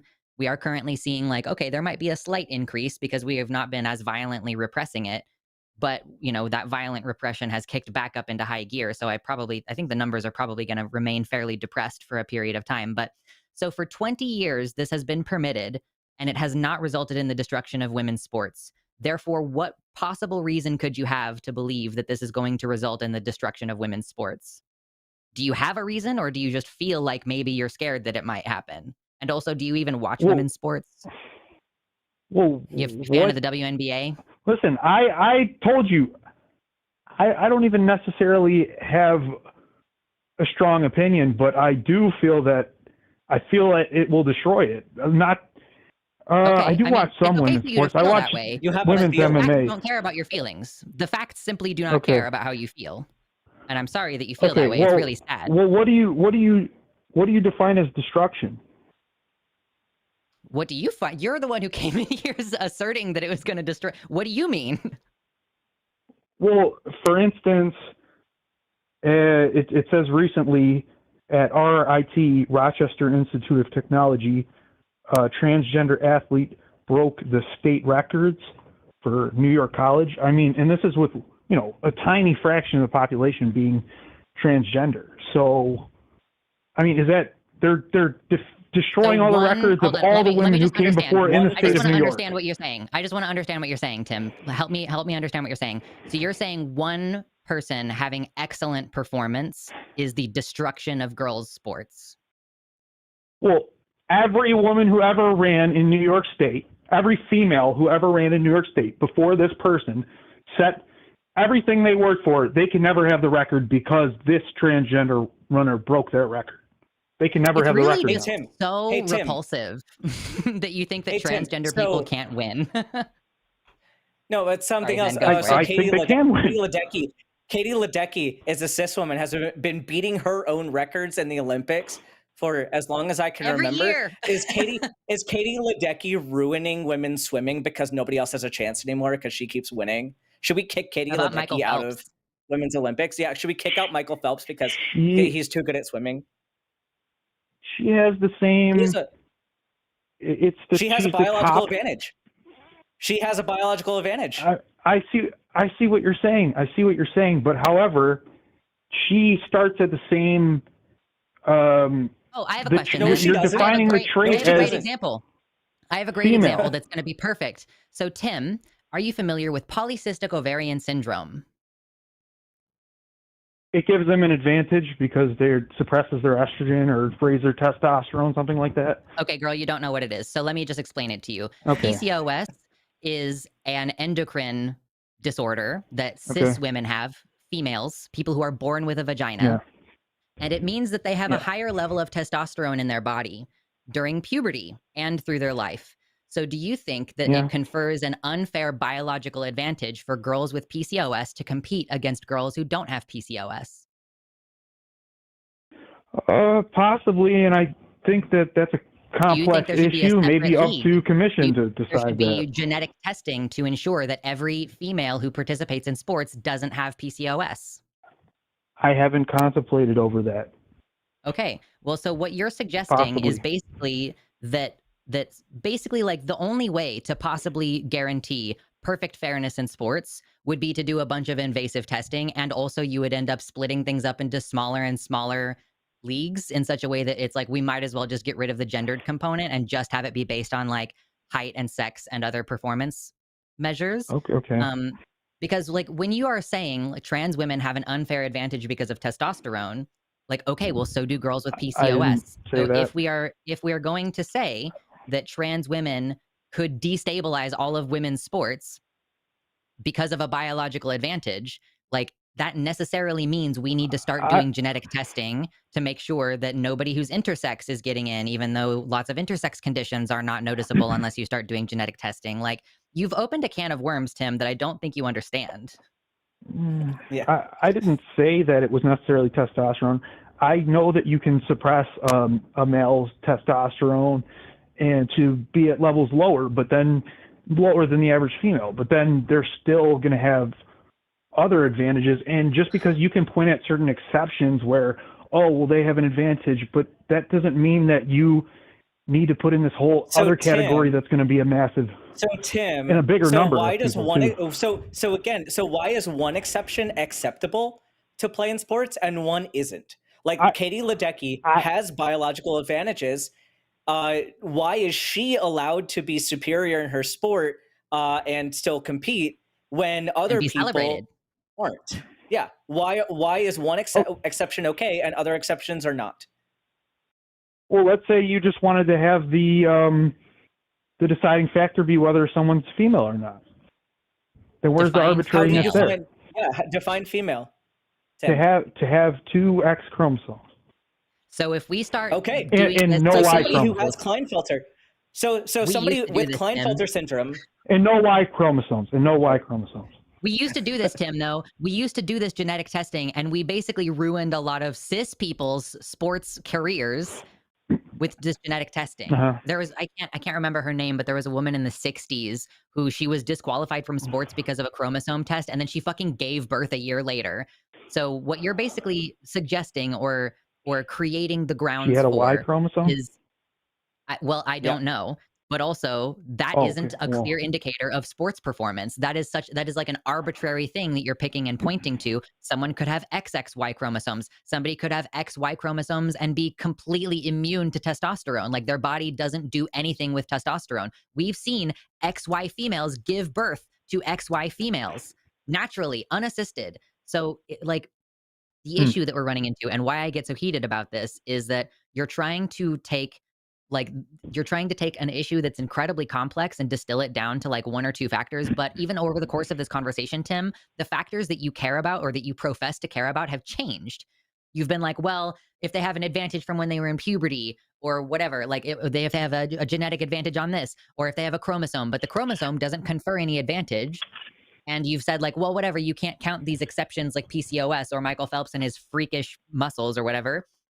And like you're like, we can't use those exceptions to rewrite the rules, but we're going to like disregard, or rather, it's okay for them to participate, but it's not okay for trans people to participate because they might have a different kind of biological advantage. Like, so we're just treating these things differently in a way that feels like really insensitive, and basically the core of what you get back down to and what your stated goal was is like we shouldn't have trans people in these sports because it could destroy women's sports. So what you want is a category wide saying you're not allowed to participate, no trans person. Or are you going to allow the trans Well, girl who started hormones when she was 12? Like, why? And well, why are you going to allow the if girl they, with PCOS? if they could prove that that made them analogous in physical ability, but They what have you're been going to doing run that into though. problems. Tim, there are You're going to run it. studies. You're going to. There are Mhm. studies. There are studies Oh, that are I understand on demonstrating the that the polycystic. differences between like That's trans yeah. people who've undergone hormone therapy, we have those studies that they are not the same as a cis man, and that their hmm physiology very closely matches a cis woman. So, and that it does not uh-huh. significantly enhance their sports performance. We have these studies. So it sounds Mhm. like you're not doing your Can, homework, can Tim, you and you're just coming in can you here tell me with claims can that you you tell can't me what actually studies? back up. The International Olympic Well, Committee, the mhm. IOC, commissioned a study within the last couple of years that looked at the performance Yeah. of four different groups. It was a relatively small study, but it looked at the athletic performance difference between athletes who are either cis women, cis men, trans women, or trans men. And the results were trans women are at a disadvantage compared to cis women. So the reason why, Tim, for the past 20 years, the Olympics has been hmm open to sports performance from trans women, the reason why they are not winning is because they are at a disadvantage. Well, they're in significantly smaller numbers. That doesn't That's not change why. That's anything. not why they It's not relevant. right. Tim, people have to qualify for the Olympics, right? Like you can't just walk into Yeah. the Olympics and expect to compete. You have to qualify. If what If you're there saying are is a lot more true, trans we people would in the be last 10 expecting years, we won't see that at the Olympics for another 10 or 15 years. So, hmm So I guess, are you saying like, I'm afraid that this might the, happen later, even though it didn't happen the last 20 years? well, are the numbers still growing of people that are identifying as transgender It seems like it's and going leveling to out or therapy? dropping right now. Okay. Well, okay. Let me ask you, why do you think that it's more so a male to female transgender that wants to compete in the it's not. women's league It's than it not, is It's Tim. not. male to It's You just not, don't ever Tim. than it is hear. female to male that wants to Okay, compete? because Tim, you haven't done we any of your homework on this. You we haven't live done in a any of your media homework Okay. on this and environment. just walked in here. We live in a So that's media not true? environment that gives a disproportionate amount of attention to trans women in sports. There are plenty of I own a book in the other room from a man who is a Oh, boxer, a trans man who's a boxer. okay, I'm So not like, doubting that that exists. so there is a concerted effort in our media landscape to demonize trans people, and this is the way that they do it, is by saying, well, any reasonable person could say that men shouldn't perform against women in sports. We have to protect the poor little women and uphold male supremacy. But like, Well, this just isn't bearing out. This has nothing to do with trans people's sports performance. Like, also, we could be having a much more interesting discussion about what actually is the cause of difference in sports performance between males and females. it kind of seems like if we didn't treat women's sports like a freak sideshow, that their performance would actually be much more similar to one another. So like this Yeah, is and like that's completely avoiding yeah. the Even misogyny conversation about why sports are segregated by sex in the first place, which isn't anything to do with women's lack of ability. Yep. you think so? Even without any hormone treatment, that girls Yeah, and absolutely. Tim, boys sports would Tim, be this is more or something less that I the wanted same? to Yes. Tim, I wanted to talk with you about this too. Like Oof. the fact that you assume that women are inferior, and the fact is you came in just saying all sports basically. Do you not understand that different sports have different things that make people good at them? Or do you think that all sports are the same? Well, of course sports are different. Of Right. course. So do you Of think course that they the have different. biological advantages There's that some. one person might have in gymnastics are different than the No. biological advantages you'd have in soccer? No. No. You don't think that they're different advantages? Oh, I think they're different. Yeah, absolutely. You think they're different? So Yeah. even just with sex characteristics, the fact that Okay. you are assuming that all athletics are favoring masculine hormone levels and masculine development when that is demonstrably untrue. Like if you take into account flexibility, like aerodynamics in Okay. some sports, you're talking like endurance speed versus sprinting speed. Like there are multiple factors that go into what gives somebody an advantage, and boiling all that down to man or woman is really disingenuous when thinking about that. Like you have to break, like if I wanted, like if you were going to have an honest discussion about this, right? And I think each sports organization is having their own internal conversations, but you have to think about it at an individual sport level. Like the determination for what gives an unfair advantage in hockey is going to be different than gymnastics or cricket or bobsled or things. So instead of arguing, oh, like we should make these decisions about all sports, Okay. I'm not inclined to believe that you know anything about what you're talking about, because you can't even narrow down what sport you're talking about. You can't narrow down what the differences are between those and what is going to be giving people an advantage in those. Right. And so like Well, I did. even go back Okay. to swimming. If you take Katie Ledecky, put her in the pool with any average man, and like that man's gonna get his ass beat. Right? Like you can't look at it. Sure. And I think the reason why You're we looking at look the at sports extremes. this way is inherent. No, and you were even talking, you came in here talking about the highest level, right, Tim? We're talking about the Yeah, but highest she's going to level. lose to Michael Would you Phelps every would you single agree? time. Is Katie Ledecky the highest level or not? Do you think it's Of did you not come in here? Of women swimmers, yeah, but Tim, she's going to did you not lose to any did you not come in high-ranked here? any ranked man. Tim, did you not come in here arguing that these are decisions that should be made at the highest level of sports? Like that at the highest level of sports, that's going to be unfair. Sure, So but Katie Ledecky is going to lose to any ranked mid-level I do not believe swimmer. you. I do not believe you. All right. So this is I do okay. not So believe you. Tim, I got to cut in here because Tim, this is the problem. She's not going to win a medal. Here, girl, give me a second. This is the problem, is that your perspective on sports is entrenched in a male supremacist ideology. Women are perfectly capable of competing against men at the highest levels. I'm not going to sit here and pull up Katie Ledecky's times and compare them against cis men. I can fucking guarantee that she's performing better than a college male swimmer, and that they're arbitrarily separated for no other reason than to preserve the image. They're separated for no other reason than to preserve the image of male supremacy. What do you mean? Are you seriously about to tell me that a fucking college level male swimmer has times better than Katie Ledecky? This is what I mean. Your ideology, this has nothing to do with trans people. This has to do with your dog shit misogyny. Well, do you think that Amanda Nunes can beat Alexander Volkanovski in a fight? Because I think there's no way. And she's the greatest female MMA fighter. I need to ask a clarifying question. Was that boxing? I do too. What were their weights? What were their weight categories? Yes, because that's a fucking sports category where there's weight. 145 each.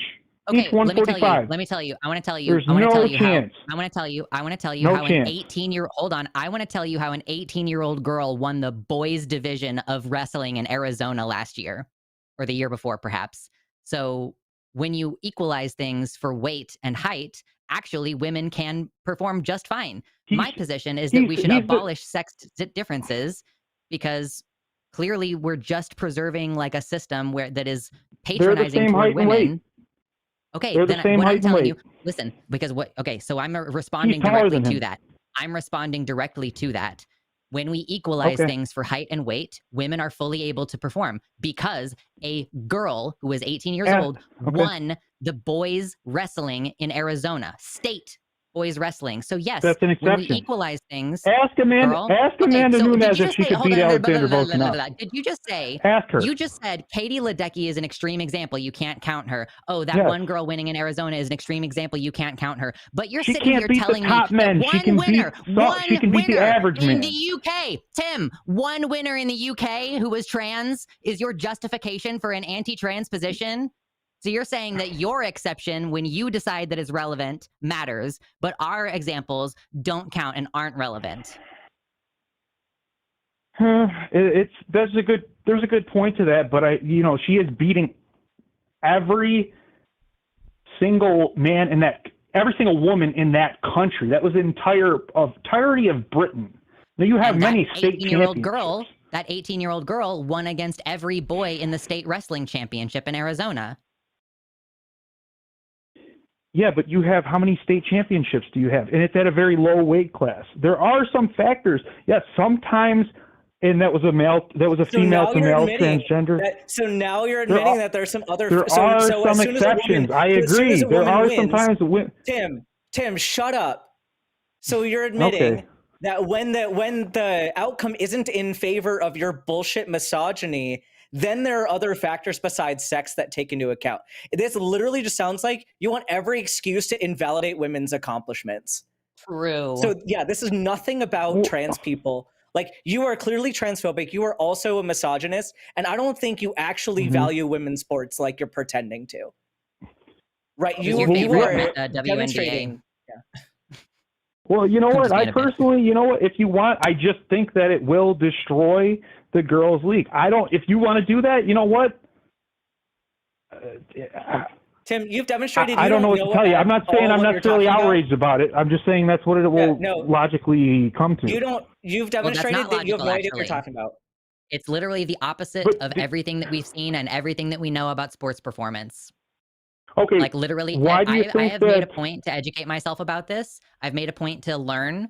And then, like, the disparities in sports performance between males and females honestly comes down a lot to the quality of equipment and coaches and, like, the funding that they receive. So if we were to equalize the funding between boys and girls sports right now, in 30 years, we could maybe see at the competitive Olympic level, it start to equalize out between males and females. But also, did you also know this, Tim, that if you take, this is going to feel like it's completely unrelated, but I promise it's completely directly tied to it. So if you take a group of boys and a group of girls and you sit them down to do a math test, and you tell the girls, just, while you're explaining the math test, you're just saying, like, well, generally boys perform better on this test than girls. If you have two different groups of girls and you tell one group that and you don't tell the other group that, the group that you didn't say that to performs better. If you tell girls that they will perform worse than boys, then they perform worse. Interestingly, and less to the point, the same is true for the boys. If you say to the two different groups of boys generally perform better on this test than girls, the boys that you tell that to will do worse. So we have no idea what like psychological impairment we impose on the entire body of sports by segregating them in the first place and continuing to reify this whole, it's to make sure that you can still win, baby girl. Like, you would never be able to compete against the boys. Like, this just isn't the reason for why sports was segregated in the first place. Like any actual tangible performance differences. It's clearly an ideological thing, because one of the first sports that was segregated in the Olympics was like shooting a gun. Really? You think you need a separate women's league for shooting a gun? It's literally just to preserve the idea that males are superior physically and in all other ways, but definitely physically. We definitely need to reify that in our society. It's a challenge to men that women could beat them. And so, yeah, you've been brainwashed into this belief, and you are hurting trans women with this belief. But it's not even about trans people. It's about sexism and misogyny. Okay. Yep. So, if you say so, I will admit this I've is studied the from history of this. AI, so I will admit this from AI, but it says, from what I can see, that the average male state champion swimmer has times similar to Caitlin Ledecky's college Why did you consult championship AI? victory. Why did you consult? Well, I do you love think that it's we've incorrect? provided actual data, Mhm. and you've just brought Well, your okay. feelings and searched it with AI. Okay, well, do you think that that's not correct? And if I can verify I that, don't know I'm not anything saying about what I'm an Google AI expert on. made up. I don't know what the Yeah, AI like, hallucinated. you need a better source, buddy. And the fact that you can't vet Okay, well, sources then, is kind of a problem for your argument as well, because like it says that you can't really evaluate information that you're being given. So okay, well, I can't get the exact times, but if I were, it more or less seems to think that, you know, her best times are not even on par with the state champion male swimmers. I mean, and I'm not an expert on that, and I didn't give swimming as an example. That's called looking for information to validate your bias. But if every male's, if the average did you male hear state anything champion, I just said? Did you hear anything I just said about I how did. I sports heard what you just said. It It's about starts from it's about childhood. It sexism. starts What from about childhood. Okay, let So me give how an could you example. possibly You compare did talk. them when one group is actively being disadvantaged right now?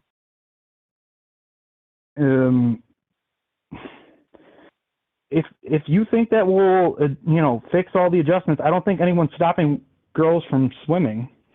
But what the fuck does that even mean? That's not what we said.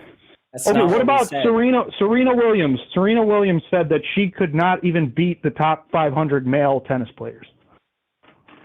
She said that. Okay. She said there's no way I have a chance. She's she's the greatest of all time. Yeah.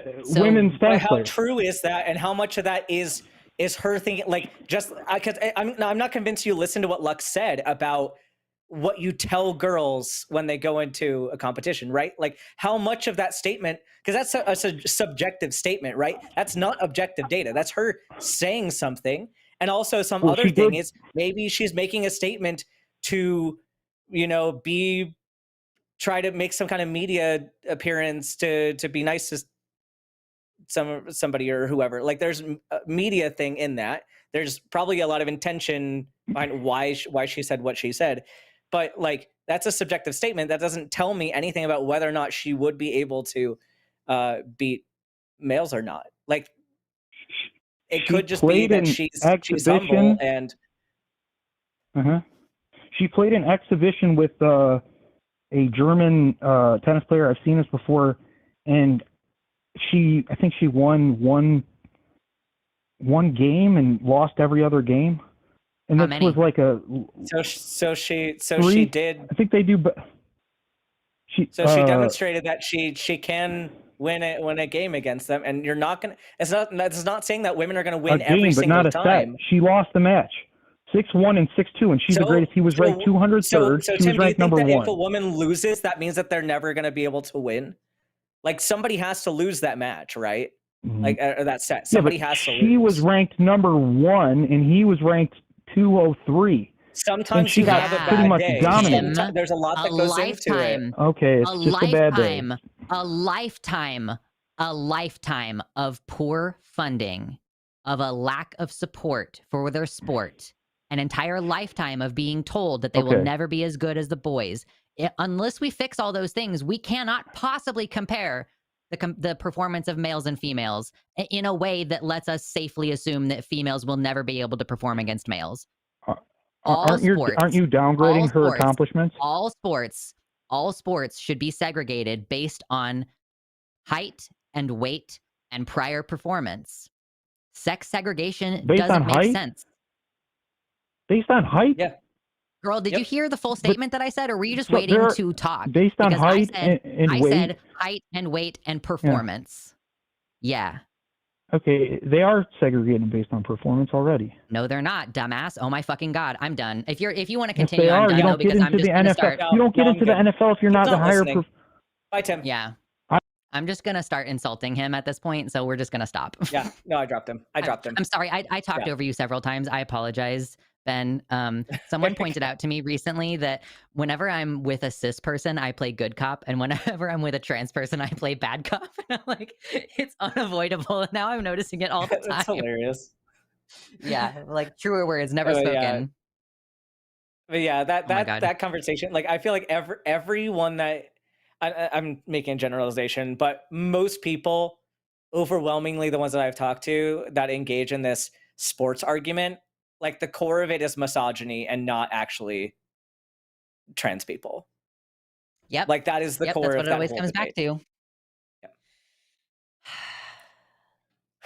Do you want like When a do we want to palate do the cleanser vote in the call? poll? When do we want to put up the poll for them Oh, to vote on the losing thing? Or do we want to wait until we've taken a couple more calls? we can put that up whenever and they can keep voting on it. It's up to you. I guess we'll take a couple more calls. Don't forget though, let's get those super chats in. $5 or more. Yeah. Hashtag Team Ben, hashtag Team Lux.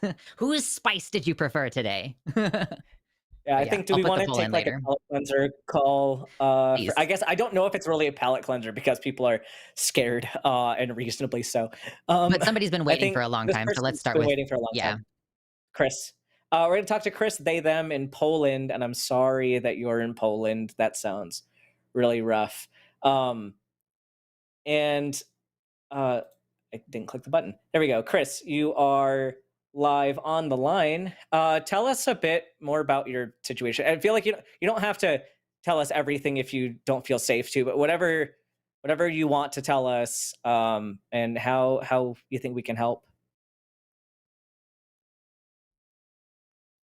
You might have to wake up your phone, Chris, if the Hey screen guys, goes to sleep. There you thank go. you for There you go. having me on. And Let's go for Chris. okay, can you hear me now? Yes, yes, Yep, we got you we can now. hear you. Hello? Yep. There's a little bit of a delay, so just be aware. Hello? Oh, Can you cool. hear us? Sorry. Oh, there you go. Yeah, I know. Oh, did they get dropped? Mm. They just the call got terminated. So Uh-oh, I don't know what happened there. okay. Well, if Lines they are call closed. back I'm in, sorry. I don't know if you'll be able to the call lines back are in. closed. Yeah, I was like, we have so Okay. many calls. We Okay, don't I'm have a hard sorry, stop today Chris. though, I'm so 'cause we're not sorry. I Yeah, guess let me open it back up for a second and then just see we'll if see if Chris gets back in. yeah, we'll see if Chris gets back in. But we're not doing calling it now after this, so we don't have a hard stop or anything. So we can take whichever calls Um, we wish. I might pull up a different call while we're waiting to see if Chris calls back. Sounds So perfect. let's talk to Jordan, him from Illinois. It sounds like you're dealing with a lot of transphobia at work. Tell us a bit more about your situation and how we can help you. Hey, really glad to talk to you all. So I work in the trades, a bit more of a rough and tumble industry, and there's just so much transphobia and racism and, name a phobia, it's there.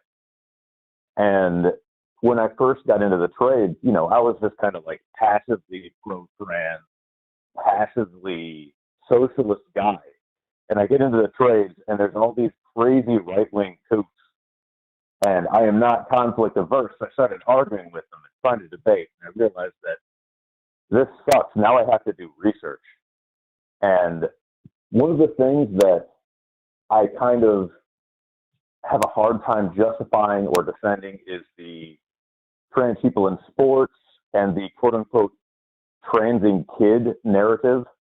And it's just like, I'm absolutely pro-trans people in sports, and trans kids exist. We should allow them to do whatever the fuck they want, and I'm tired of this transphobic bullshit. What I really want to ask is, like, number one, how do you deal with kind of like the exhaustion of the workplace and dealing with these jackasses? And number two, like, what are some quick, resources, talking points, something like that to refute these like transphobic narratives? It's a little bit of a broad question. Yeah, I mean, we kind Yeah. of did just go off about sports for like 30 minutes. So do you feel like you absorbed enough of that to not need to talk about it again? I mean, I think I've been narrowing down my arguments and what I'm going to say about that topic. That was the original thing when it was called in, and then you got a dumb jackass calling in taking care of it for me. My thing that I'm currently working on with people is the quote unquote transing kids narrative, and I tell them that I explain number one, explain how puberty blockers because they don't know. Mm. Number two, I'll tell them something along the lines of like, is social transition allowed? And I'll go from there and kind of elaborate. It always devolves into like arguing about definitions and stuff like that.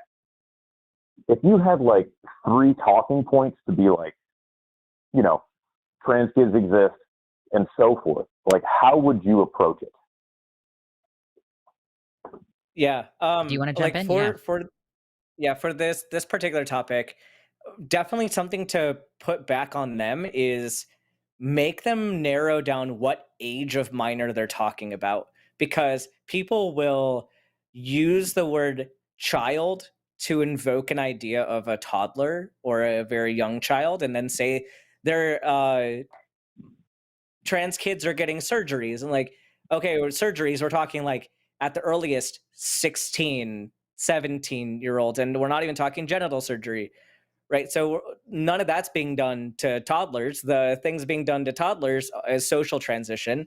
So make them pick an age group. Make them pick an age group that they're making the claim about, and you can address that. Hey, this is not how trans care is done at that age group.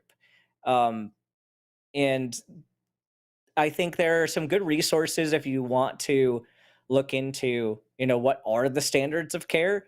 There's a lot of red tape for kids to even get access to any of that. They have to have not only parental permission, they have to have their primary care, their endocrinologist, because you have to go through endocrine as a minor. You have to have psychiatry to weigh in. You have to have a whole bunch of people signing off on that. And you can I go mean, I to hate the to interrupt American you, but Academy of Pediatrics and was that?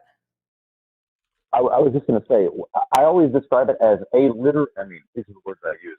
A literal fucking team of doctors have to agree on this Yep. shit before these kids get anything. And you're telling me that's not safe enough?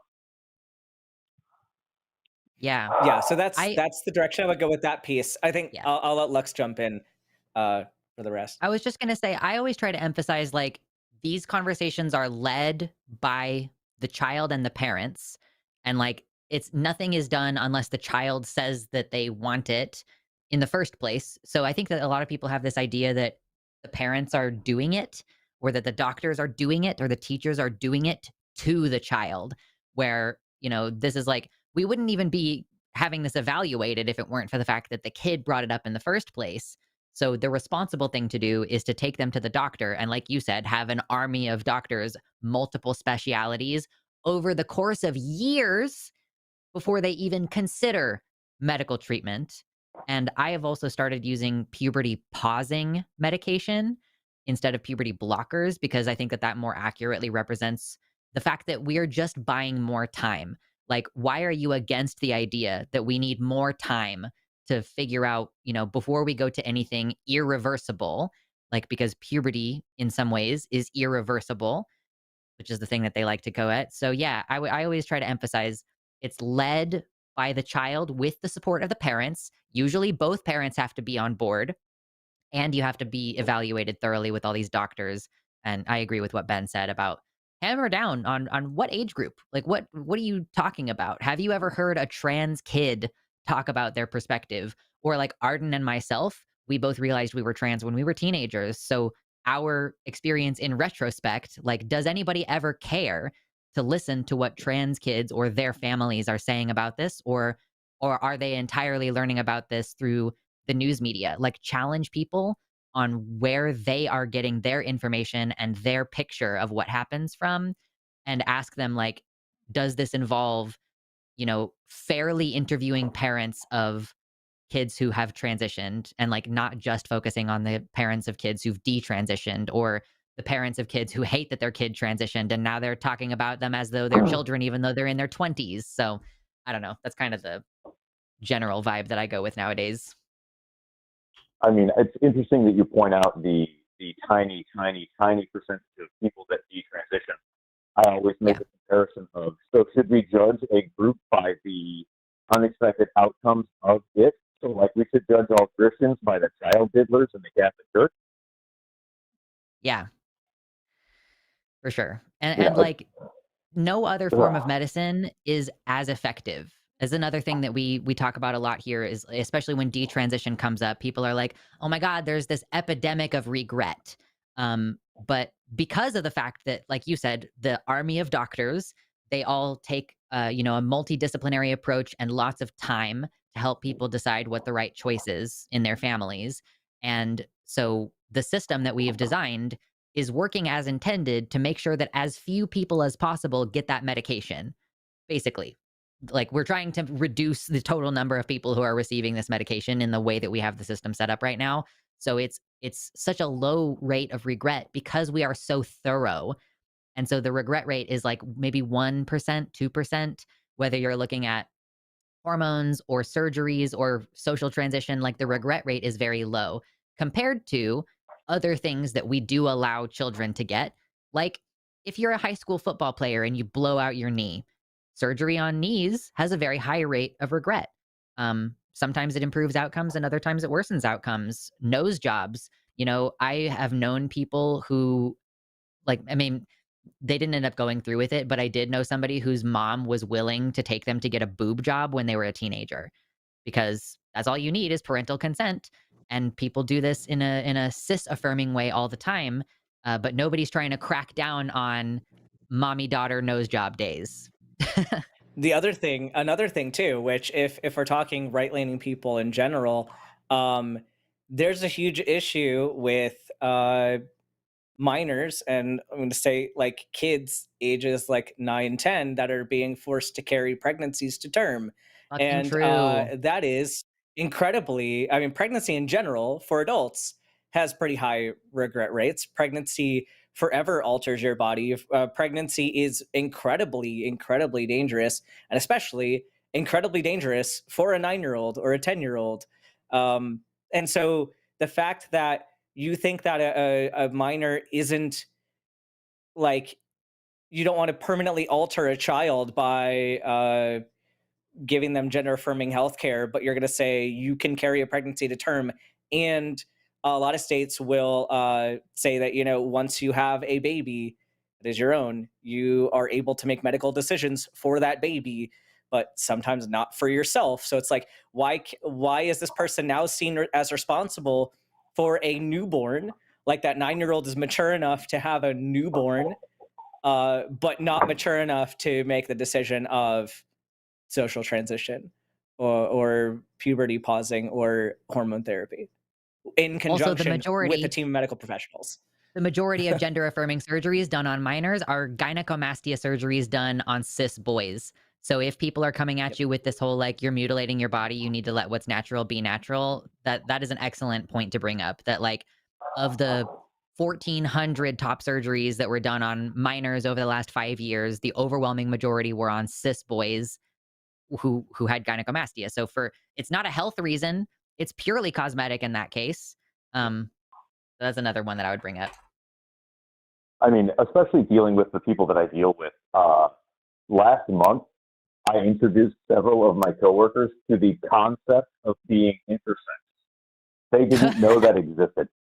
Yeah, I'm not surprised. Yeah. I mean, and a lot of times I'll lead with stuff like, oh my God, there was a Reddit AMA with this dude that has 2 dicks. That was a fake, but I remember what you're talking about. Yeah, there was a Reddit AMA with the guys that was born with 2 penises, and they both work, and it's wild. And like you tell them about this, and it's like, yeah, that's crazy. And you know, I know a trans man who was born with 2 pussies, and then you talk to them about like intersex conditions, and it's just it's educating them in a way where it's not talking down to them. It's educating them in a way where it's like, isn't this fascinating and weird? Bodies are super fucked up because there's no clean definition of man and woman. There's no clean definition of male and female. All this shit is weird. And you know, that's the kind of speech that has.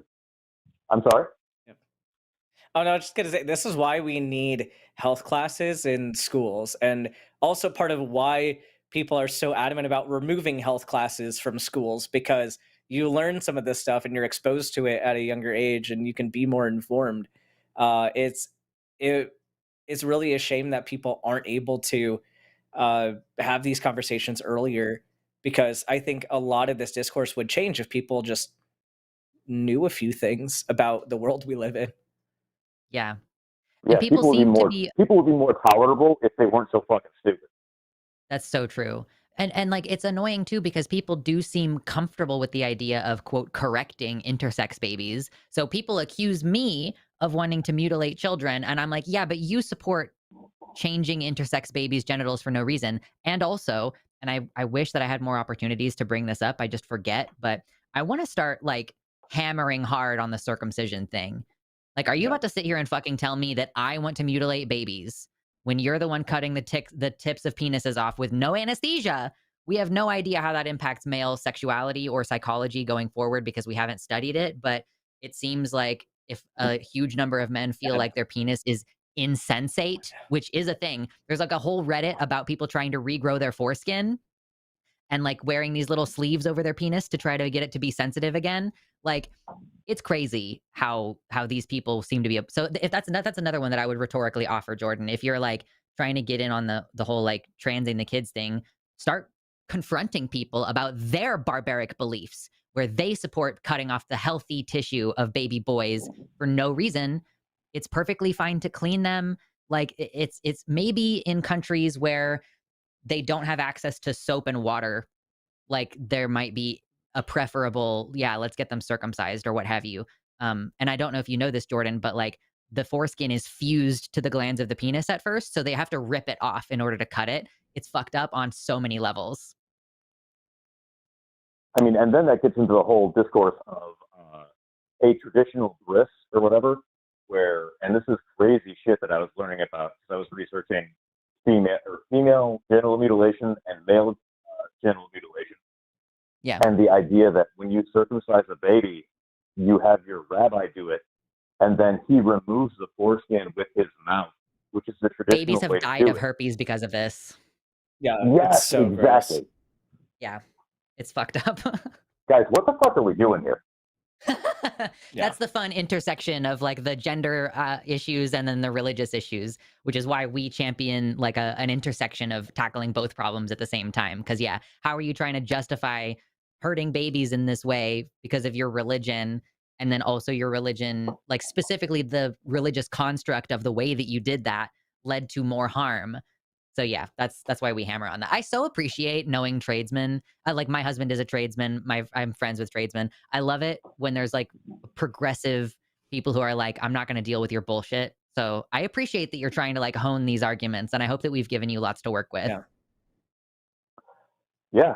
Thank you so much. I've taken a couple of notes, and I really enjoyed it. And, you should talk to somebody that talk to that Chris person from Poland and help them out or something. Yeah, we got to do a little bit of therapy calls. It's not like a complete TACIS show unless we do at least a little bit of therapy for people. Mm-hmm. Yeah, this has been an absolute pleasure. Thank you so much. Yeah, thanks, Jordan. Feel free to call back whenever. I will. Thanks again. Bye. Bye. Good stuff. I enjoy the culture of tradesmen when they're not shitheads and MAGA and everything.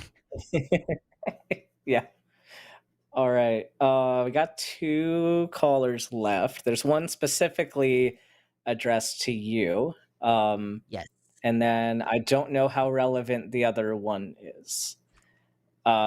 So do you want to do the one for you? Do you want to take that one? I think it's about activism, but...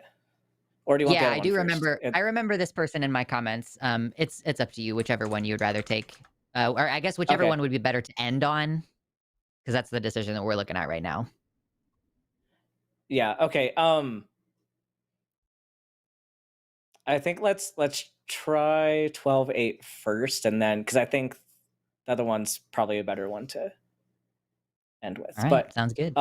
let's talk to Isabel, she, her from the USA.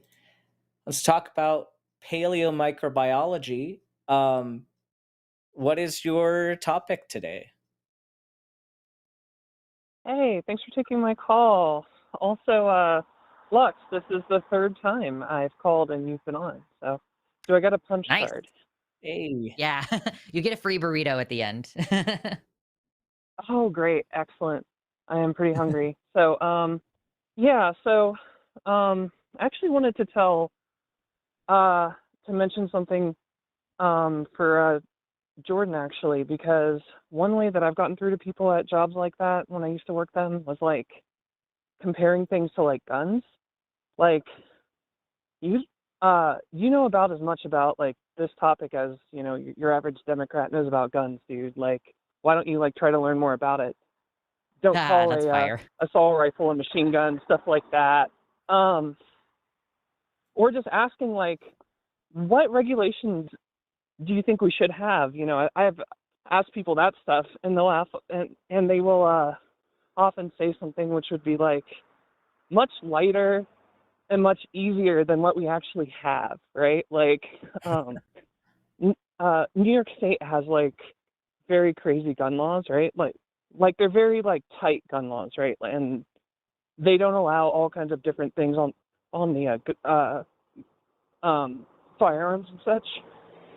Sorry, I got to sit down for a second. So, you can ask people like, what kind of regulations do you think? And it's like New York State will say like, you can only have a magazine of this size, you can't put these things on the gun, that sort of thing.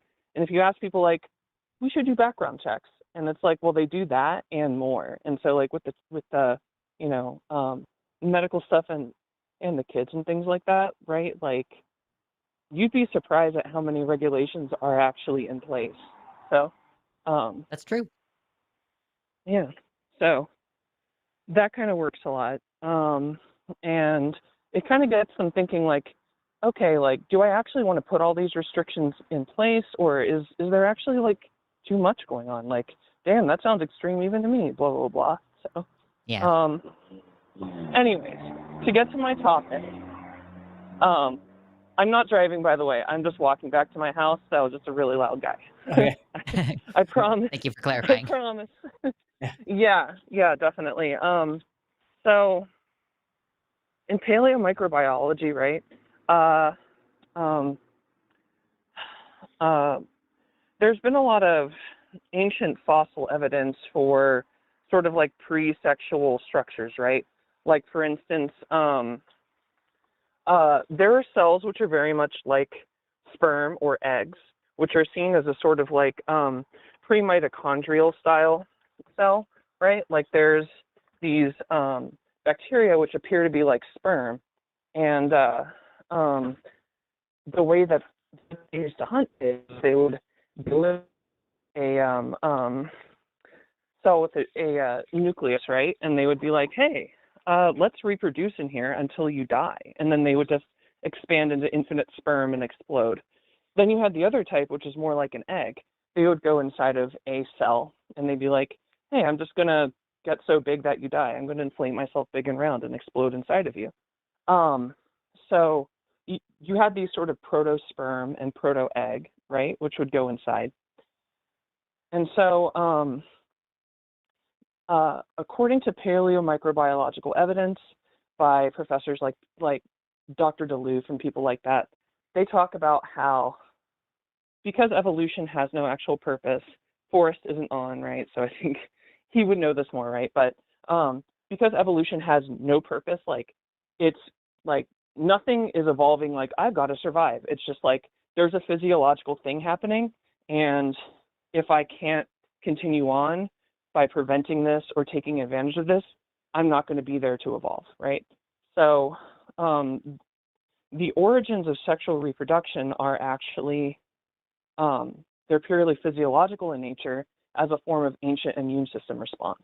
So basically, like to put it slightly more crassly, ancient cells would be like, damn, I have to invent coming so that I don't die from all these sperm inside of me. And so gradually that got adapted into sexual reproduction over time, but it wasn't because, oh, the sexual reproduction is superior to mitosis. It's actually because, hey, if I don't try to do something with these sperm, I'm going to die. So that's like kind of how that ended up going.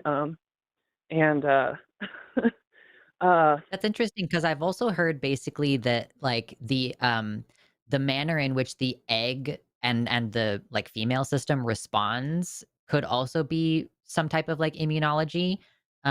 And like estrogen causes like an increase in sensitivity for your immune system, and that's why women have more autoimmune disorders and stuff.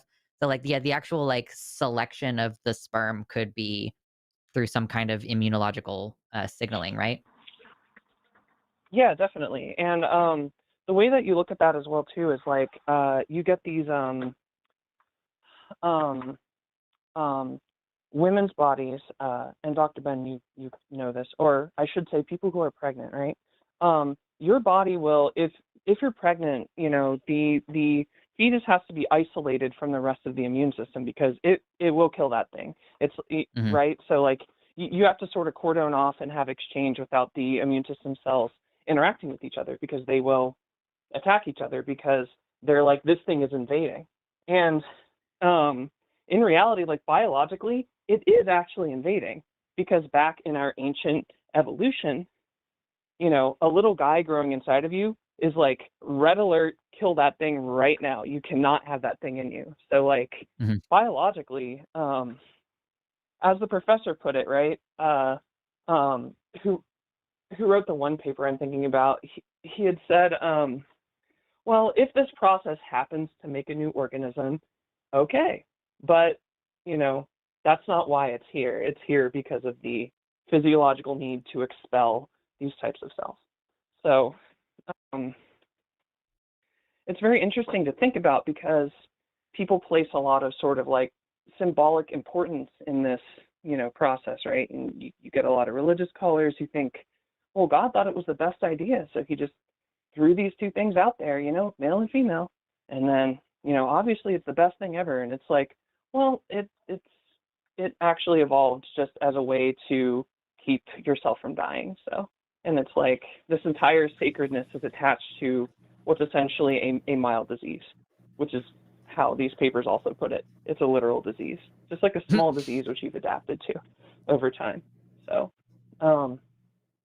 And I mean, it makes sense with and how many complications you get throughout pregnancy. It's like, yeah, Mhm. no, this whole process is not benign. This is very dangerous. So, And people got mad at me because in the middle of a like long abortion debate call I had with Matt Dillahunty recently and a random caller, I used one time in the 20 minutes that I was talking to this dude the word parasite, and people are like, and I'm like, okay, well, as opposed to symbiotic, it's not a mutually beneficial relationship, is it? So I'm Nope. glad, Isabel, that you've given me a rabbit hole to go down so that I can further my Yeah. concrete beliefs that pregnancy is a fucking plague. It's a It is a disease. parasite. Confirmed. It's 100% a parasitic relationship.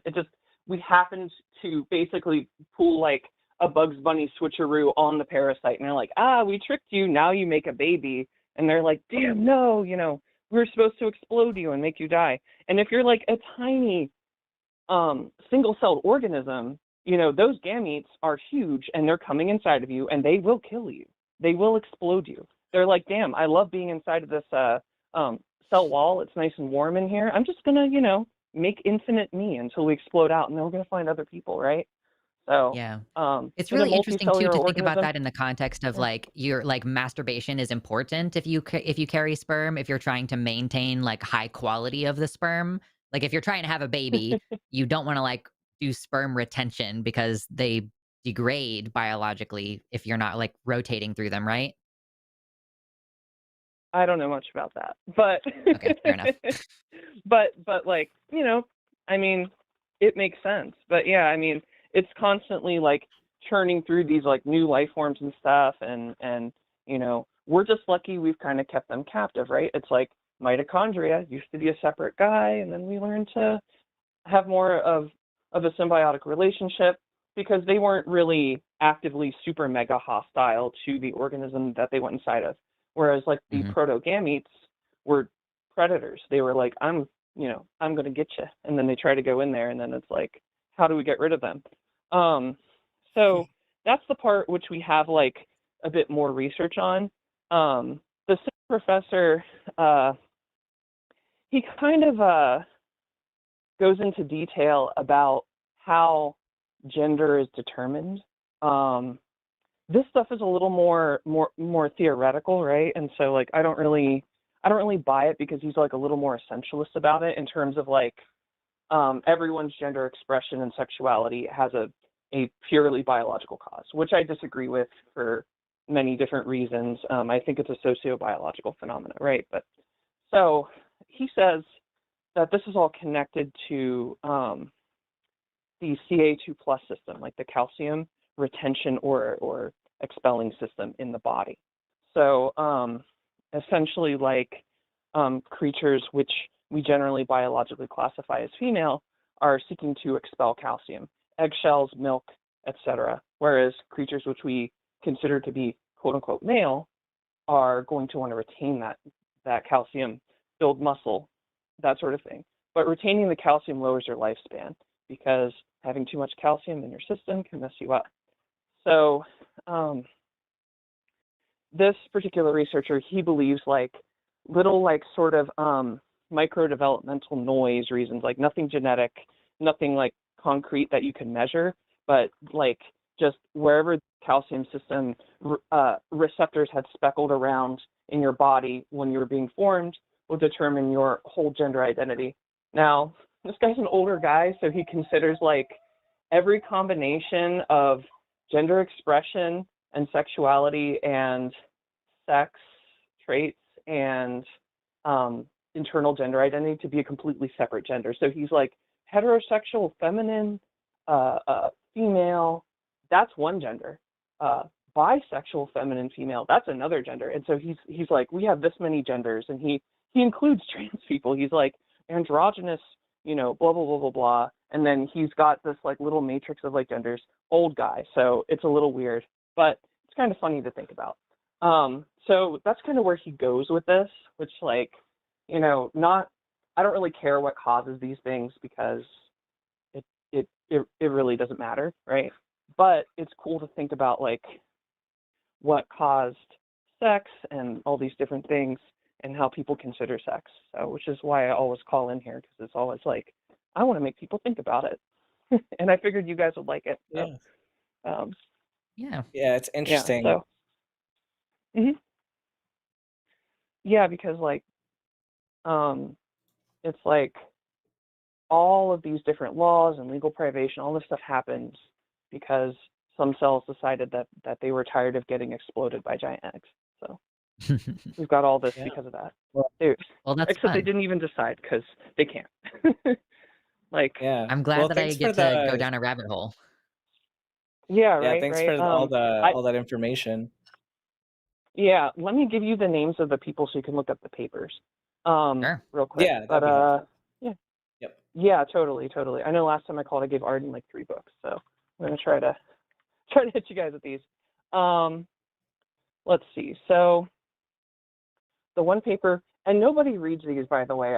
Every group of people who I encounter to talk to about this, they've never heard of this. And it's like, well, it's weird. I discovered it by accident while looking at something else. So we've got this paper is called "Only 2 Sex Forms but Multiple Gender Variants: How to Explain" by Arnold D. Loof. Loof is spelled L-O-O-F. So he's like a weird old Dutch guy. You can email him and talk about it. I asked him a bunch of questions about it. And that kind of talks about like sex and gender differentiation and Ca2+ homeostasis. And then through this, he cites papers he worked on with like other people, specifically about the paleomicrobiology and stuff like that. This paper has a lot of good sources in it, I would say. But again, I don't really agree with like the, oh, it's purely a biological phenomena, why people do this or that. You know, I think it's still sociobiological, and you can't really differentiate the two from each other because they're too intertwined, right? So Yeah. that is probably going to be like the most interesting and easiest one to read. And then if you go down to his citations, he's got like the paleomicrobiology papers and all this other stuff. And it's a great way to like mind fuck people basically, because like, you know, you wouldn't believe the amount of conversations I've had with people being like, hey, it's a mild disease, and you're like, what the hell are you talking about? And then I've never heard that argument before, and then you just kind of explain it and they're like, yeah, that's crazy and it makes sense. Okay, yeah, that's terrifying actually. So Yeah. Yeah, it is. right. Um yeah, and also Lux, I did want to say that I appreciated you bringing up the concept of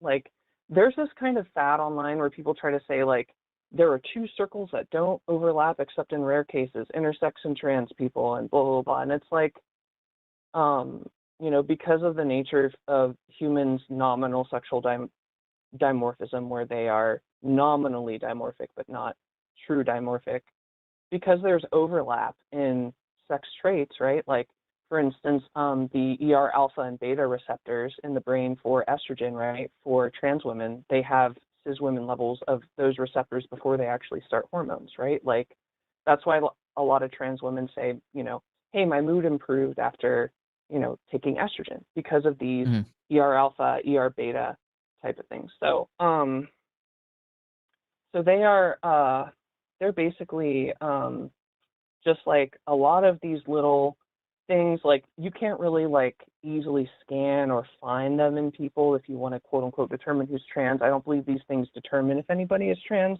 They just are kind of like a side effect of that existing. And it's like, you know, like there's no actual difference between the mind and the body. Like the mind is a direct result of the body and biological processes. So people say, oh, it's just in your head. Well, that's happening because of biological processes in the body, right? Like, you Yeah. guys are, you People know, are ridiculous on you guys so agree. many different fronts on that. Like, Mm-hmm. oh, the depression is just in your brain. Like, oh, like, yeah, no shit. That's where my brain, that's like where Yeah, my thoughts happen, is inside my skull.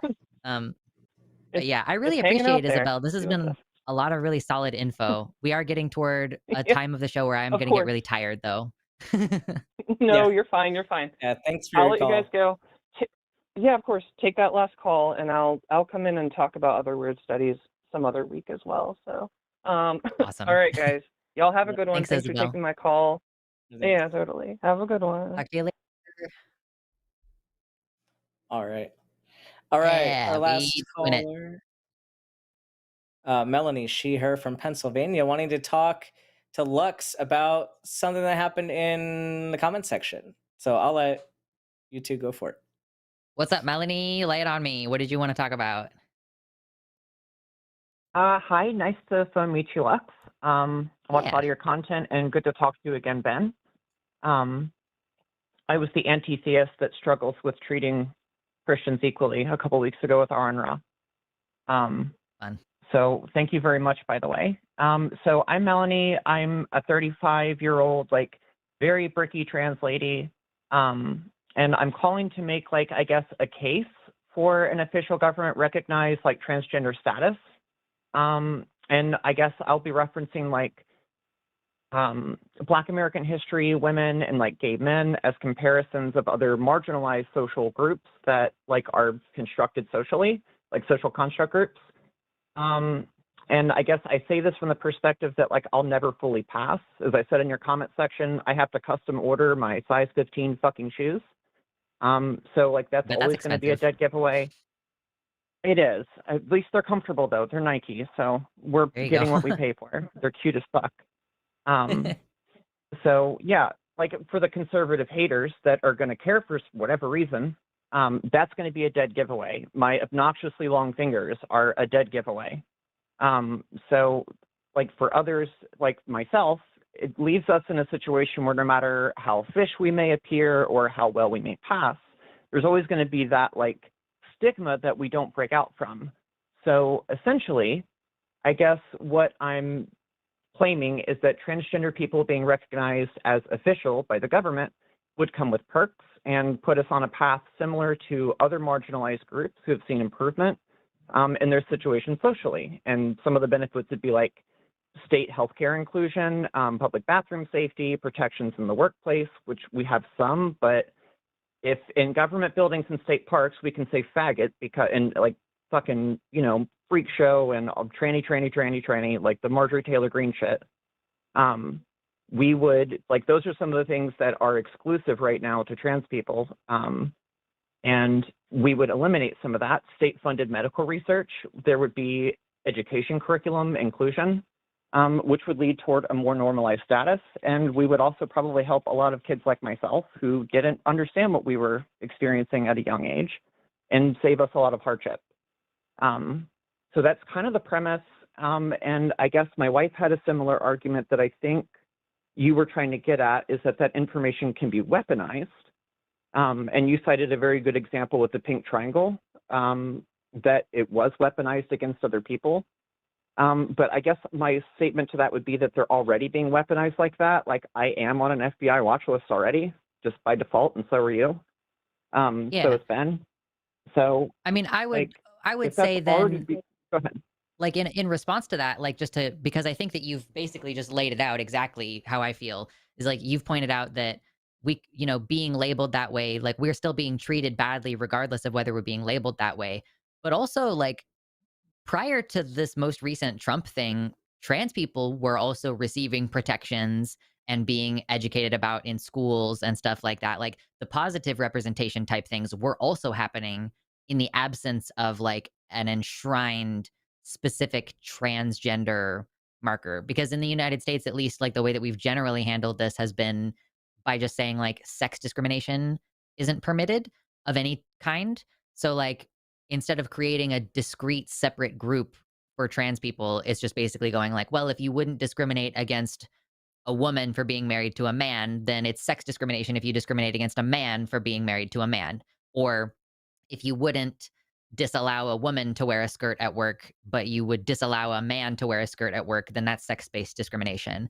So I just don't really see like a lot of utility in creating like a designated group. And I can also point to other examples where like racialization falls short. You know, people were complaining about Zoran Mamdani, you know, and the way that he filled out a particular like race application thing when he was getting into college. And it's like, yeah, well, because these things like all fall apart a little bit. At the edges, like, is he Indian or is he South African? Like kind of both, you know, in different ways. So I just think, like, yeah, I can see the benefit of these things, but I can also see them being either not necessary or misused in a way that seriously hurts people. And I guess yeah, I mean, like, we already have legal protections, and there are already states that say, like, trans people specifically, like Washington State, I think, uh, changed something in their health system where it's like, or maybe it was Oregon, where you're like required to include gender affirming care for trans people in the health coverage. Um, so I guess I just don't really see what additional benefit there would be without the serious potential detriments to that kind of thing. Because, like you said, Melanie, I changed my legal sex on my driver's license in Kansas. My name is on Chris Kobach's desk as a person who did that. So, you know, even within the Yeah. official system that we have now, just changing our sex from one binary to the other, even without a specific gender marker, like the state already has a record of that. And so I just don't see, you know, what other benefit you're going to see from that. And I would love for Ben to chip on this because I already kind of said most of this in the comments. So Ben, if you have anything you wanted to add, I would love to hear it. Yeah, I mean, I don't know the full conversation in the comments, but I tend to take Lux's position. I do see risk in making us an additional group, and it's kind of similar limitations in utility. Kind of one thing would be like if there was significant use in like lawsuits, if it would be easier to have like class action lawsuits. But I feel like some of the other things that Lux mentioned would also be able to apply and still be able to be utilized, like under the sexism point. So I don't have a whole lot to weigh in on that, but that's kind of my thoughts, I guess. Yeah. What kind of benefits are you looking to get from this kind of system, Melanie?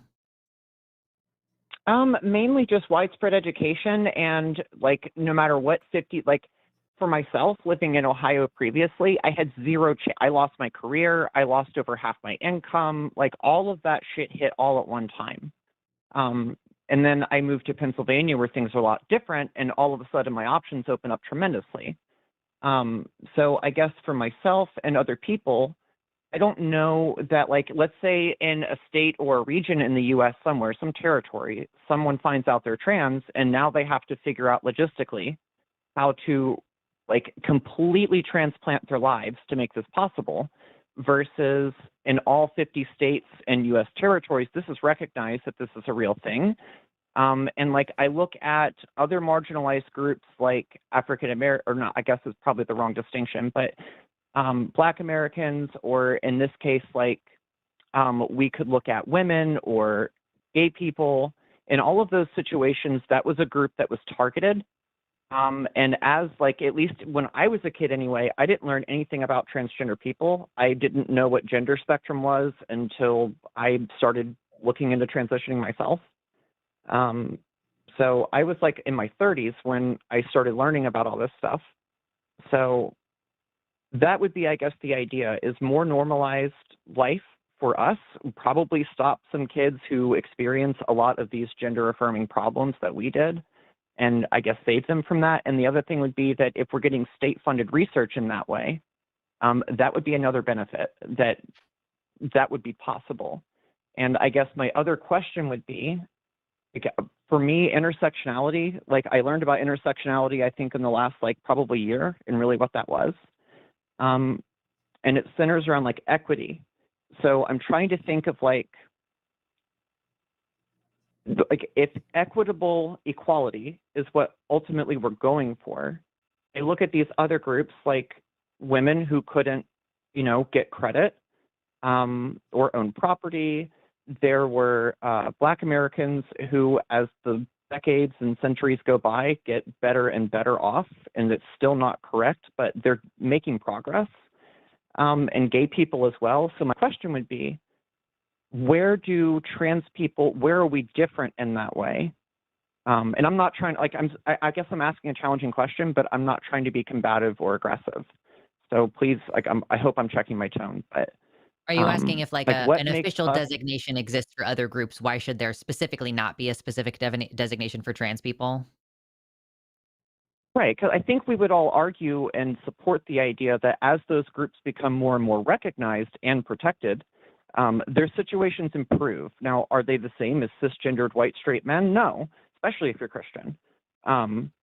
So, like, I Well, think, but that's really I what guess we're I trying would to go push back a for little all bit people. on, like, especially like of a directly comparable group, homosexuals. Like, we have this thing now in some laws that says like you can't discriminate based on sexual orientation.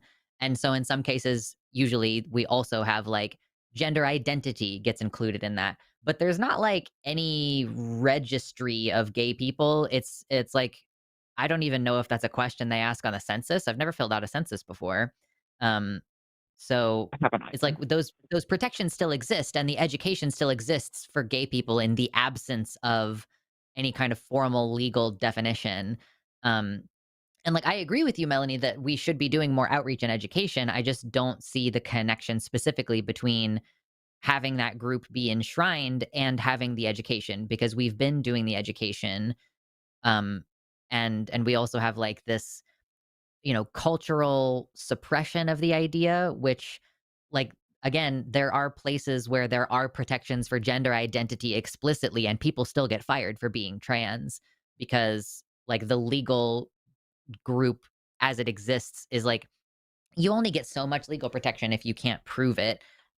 You can't because like okay, my boss wrote me up 3 times in a row for bullshit that my coworkers all get away with, but technically there's a paper trail of me be doing things that I shouldn't have been doing, even if that's how I was trained or that's how my coworkers do it.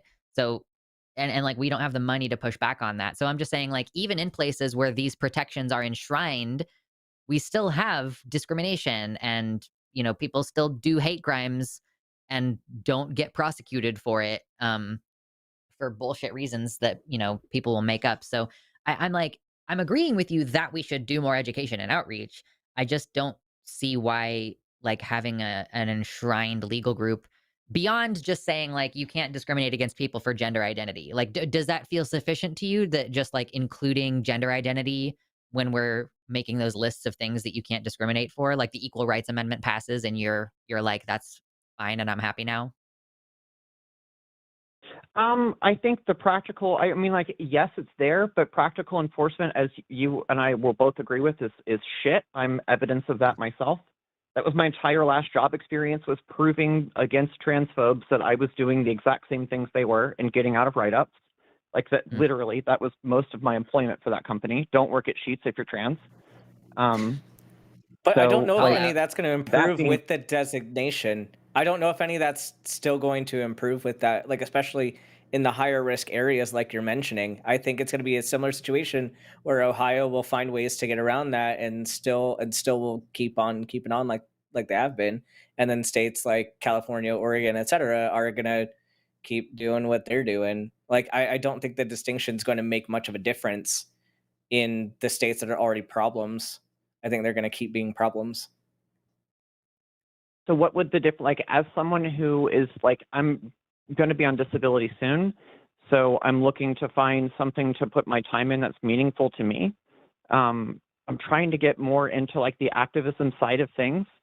So if that, like, I do think still that it would mandate that the government puts a lot more funding into transgender research, which of course we know cis people love anyway. They just don't like admitting that they use it. I actually want to jump So off that that really being quick, Melanie, to ask Ben. There has been lots of publicly funded research about trans people. Maybe not lots, but there has been, right? Yeah. Like there are NIH studies about trans people. So in the absence of a protected enshrined group, we still have had funding directed toward that research. Yep. Maybe not as much now with Well, RFK yeah, Jr. now. in charge, but yeah. The last But 20 before him, years. yeah. Yeah. what So it could just I seems do like to make a positive difference? Like in the sense of, it's 100 years from now, if we continue doing this thing, we will see improvement, and someone not named me or you will have a better situation. Yeah. I mean, from my perspective, and I don't know, you've watched some of my content. I don't usually post this in the videos so much as I talk about it on stream a lot, but the global economy is capital G going to collapse by 2040. We are on track for that. So I think what people should do is focus on the local. You live in Pennsylvania. I know a trans person who tried aggressively to get me to move to Pennsylvania instead of Oregon. So there's plenty of trans people there. You're in a place that is going to have a sustained agricultural output over the next 50 years. So you're already situated in a place where like you don't have to worry as much about like climate collapse, which is going to be a growing problem as well. But my thing is just like local, local, local, local, local. If you want to change the laws in Pennsylvania to include gender identity protections, that makes perfect sense to me. If you want to like volunteer, direct your resources, emotional, financial resources, your time to like local youth organizations and things like that, getting involved in a community garden or a co-op, like a sharing food co-op, volunteer your time in your neighborhood, because like we don't really need to worry about the federal stuff. It's gonna just, how they're kind of doing a Joanne Fabric right now. You know how they purchased the government and now they're gutting it to sell to the highest bidder. It's not gonna, they don't want it to exist. It's not going to continue to exist. The global economy collapses. How does the United States government continue? It's going to balkanize. This is just what I see happening based on the research that I have access to. If you want to corroborate any of this, I recommend looking into the Limits to Growth report from MIT 1972. So just look like local, just care about people that you can actually physically see in your life and worry less about passing national protections. I know that that's a really feels like a doomer thing to say. I'm just being realistic, everybody. Please don't assume that I mean this to be like, stop trying. I do mean I want you to try hard. I want you to just try hard at like local stuff with people directly near you, because I think that's going to make a much bigger difference longer term. Like we need to start shoring up our local communities against the idea that there's going to be supply chain collapse. So like, what are you going to do to eat?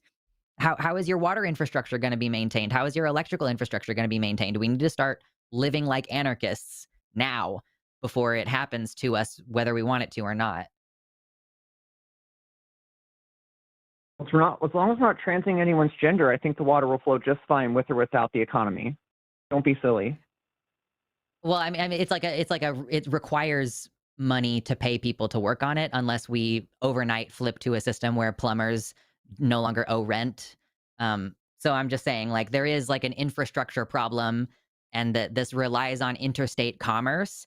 And if the federal government collapses and states that are red states decide that they don't want to fuck with blue states anymore, like there's not going to be a mutual cooperation on that level, and that there are going That to makes be sense. Okay. large scale issues with infrastructure and supply lines and stuff like that. So I know it sounds really doomer. People in the comments are saying I'm being pessimistic. I'm not.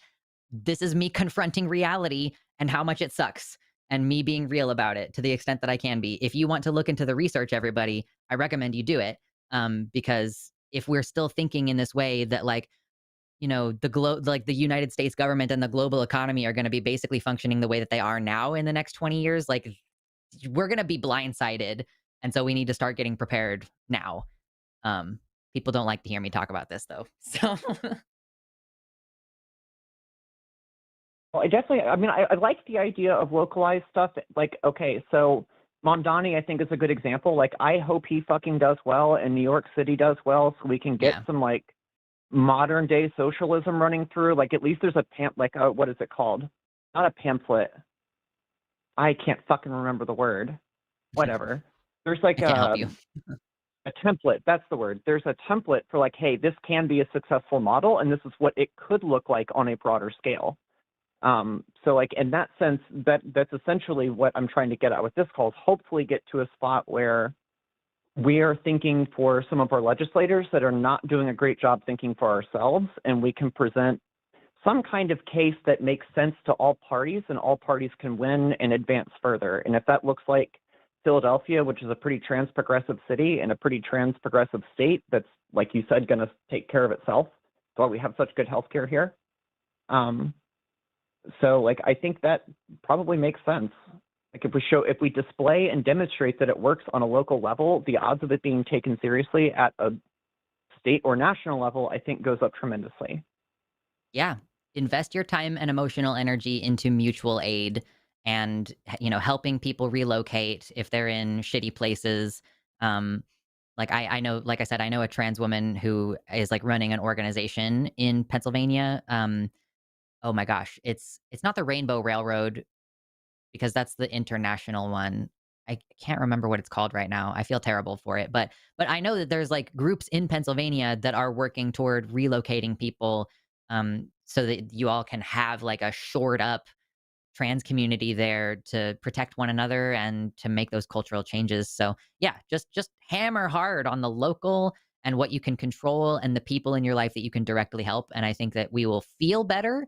And like you said, we will be demonstrating, like, functionally how a more, I mean, I hate coming back to the term anarchist, but that literally is like a communistic or anarchist framework where if the systems are not going to serve us, then we have to serve each other.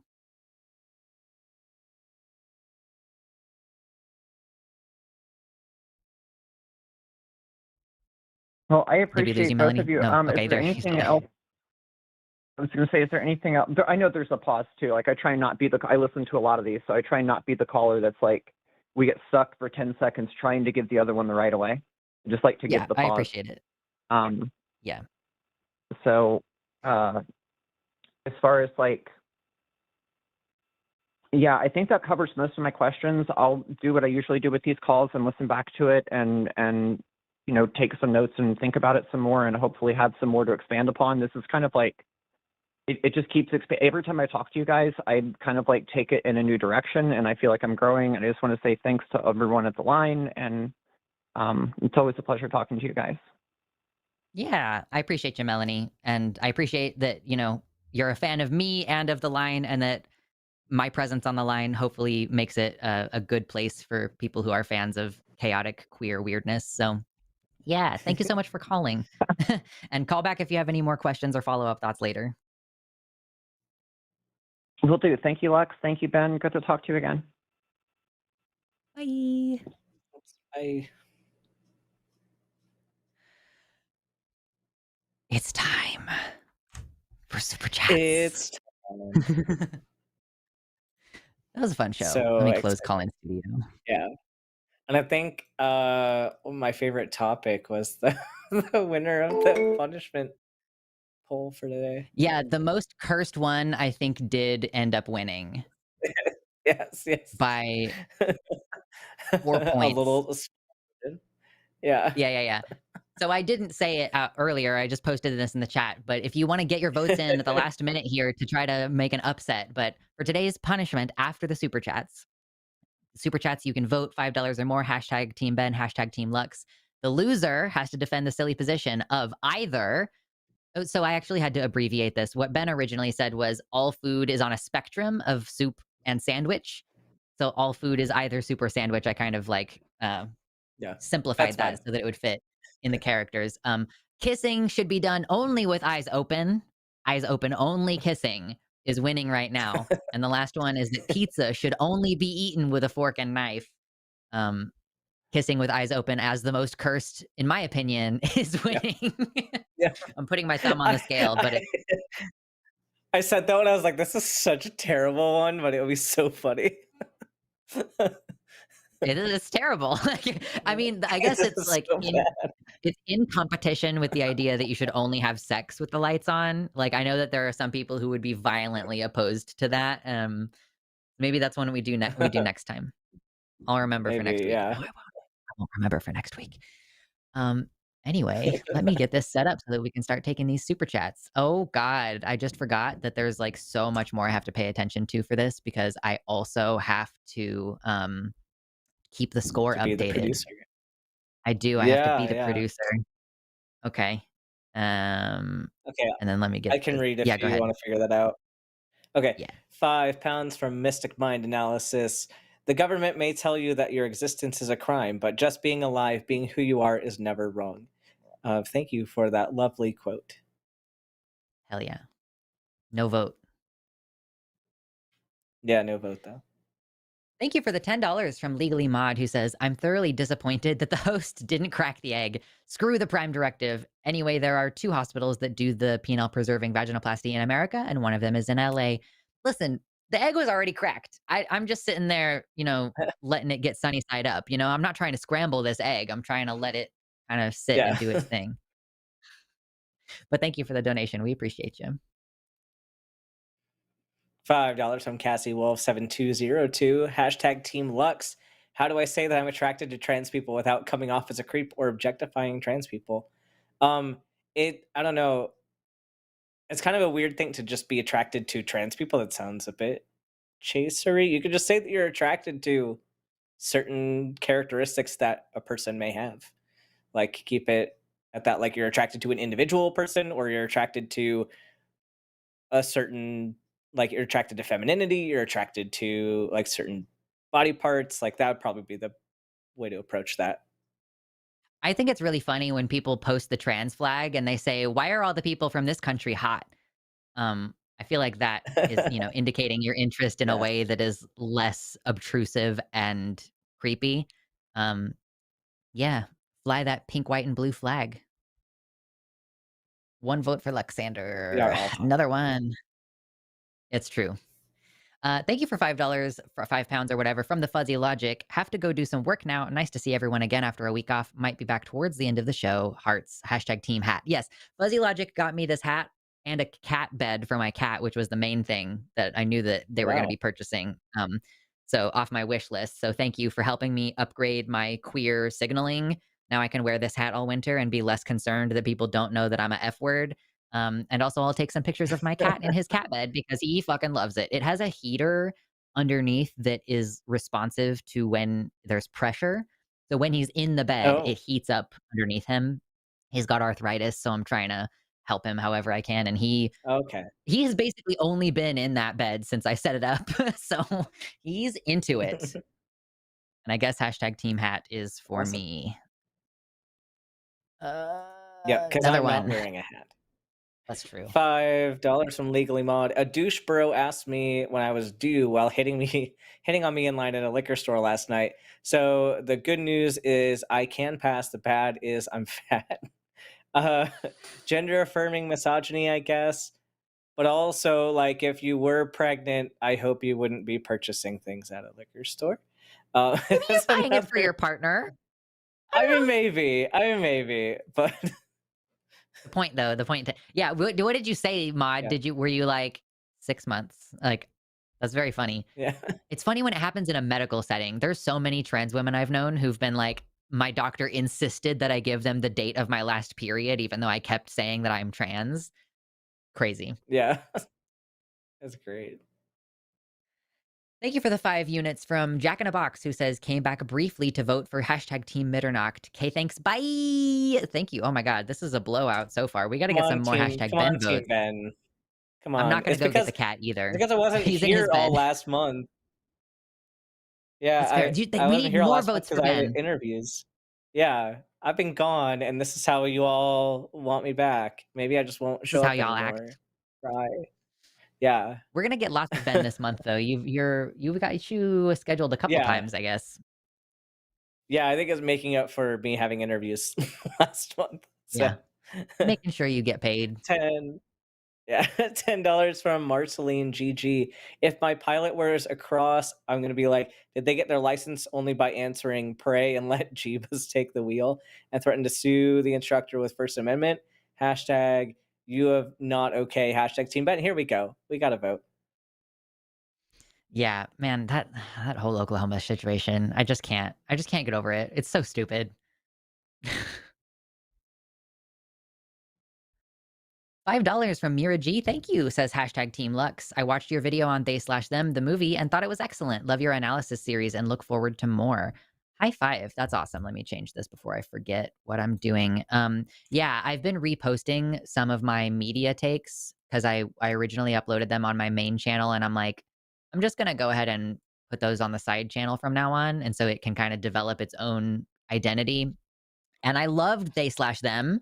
The protagonist was non-binary. If you haven't seen it, Ben, I think that you might like it just for the, like, I have being able to see. You haven't? Okay, so it's on Peacock. It's the Kevin Bacon one, but, like, the main character is played by Theo Germain, who's non-binary, Mhm. but, like, pretty hard mask as far as non-binary goes, and they are just cold and competent and absolutely not taking any shit, and it's there. I guess in that way, it's kind of a little bit of like a Mary Sue, like we wrote this character to be perfect kind of thing, but I really loved it. I thought it was really good, and you should watch it so that And I I have have someone to talk to. Peacock, so I will watch that. Yeah, Totally. I'll Worth do that. it. But thank you, Mira G, for watching. I appreciate that. $10 from Rainmaker38. Daughter of a J6 January 6th attorney just stokes up a nonsense culture war. Definitely just coincidence. Yeah, and the person who wrote the essay is the daughter of a January 6th attorney. Yeah, that's I didn't know another that. piece too. Yeah. It was definitely on purpose. There's no way. Yeah. There's no way it was not on purpose. Okay, whatever. Thank you for $5 from Violet Vampiress, who says 900 medals. I thought conservatives were generally against participation trophies. Fucking true. Like, yeah, what was that? The guy was saying that, oh, trans people across the planet have won 900 medals. Like, okay, how many trans people are there total? How many medals were given out total over that same period of time? And like, why do you think people Right, should like be getting medals who 900. didn't deserve it? Right, 900 is such a small number if you're talking global anything. Yeah. Right? Like that's such a small number. It was a very silly argument to make, that whole conversation. I'm glad we got some good spice. We got to yell at people today. I woke up so angry for no reason, and so I'm glad that I got to yell at a couple people. Maybe they didn't entirely deserve it, but too fucking bad. Again, I'm bad cop on TACIS. If I'm on Yeah. any other show, you can get, like, the nice version of me, but on TACIS, I yell at people. What I'm good at. Oh yeah, same. $5 $5 from It's me. Oh, What's you? I didn't remember who it was. I don't know either. I don't know either who it is. I'm just doing it. $5 from It's Me, Okay. Haley G, who says, getting this in early because I can't hang out until the end, but because it is doing double duty today and it is awesome. Hashtag Team Lux. I'm not doing double duty today. Jimmy has been under the weather, and we're going to reevaluate the schedule next week to see if we're going to continue doing the show after the show thing. I'm glad that I don't have to do another 3 hours. I would fucking lose my shit actually today. But thank you. And there's a vote. Boom.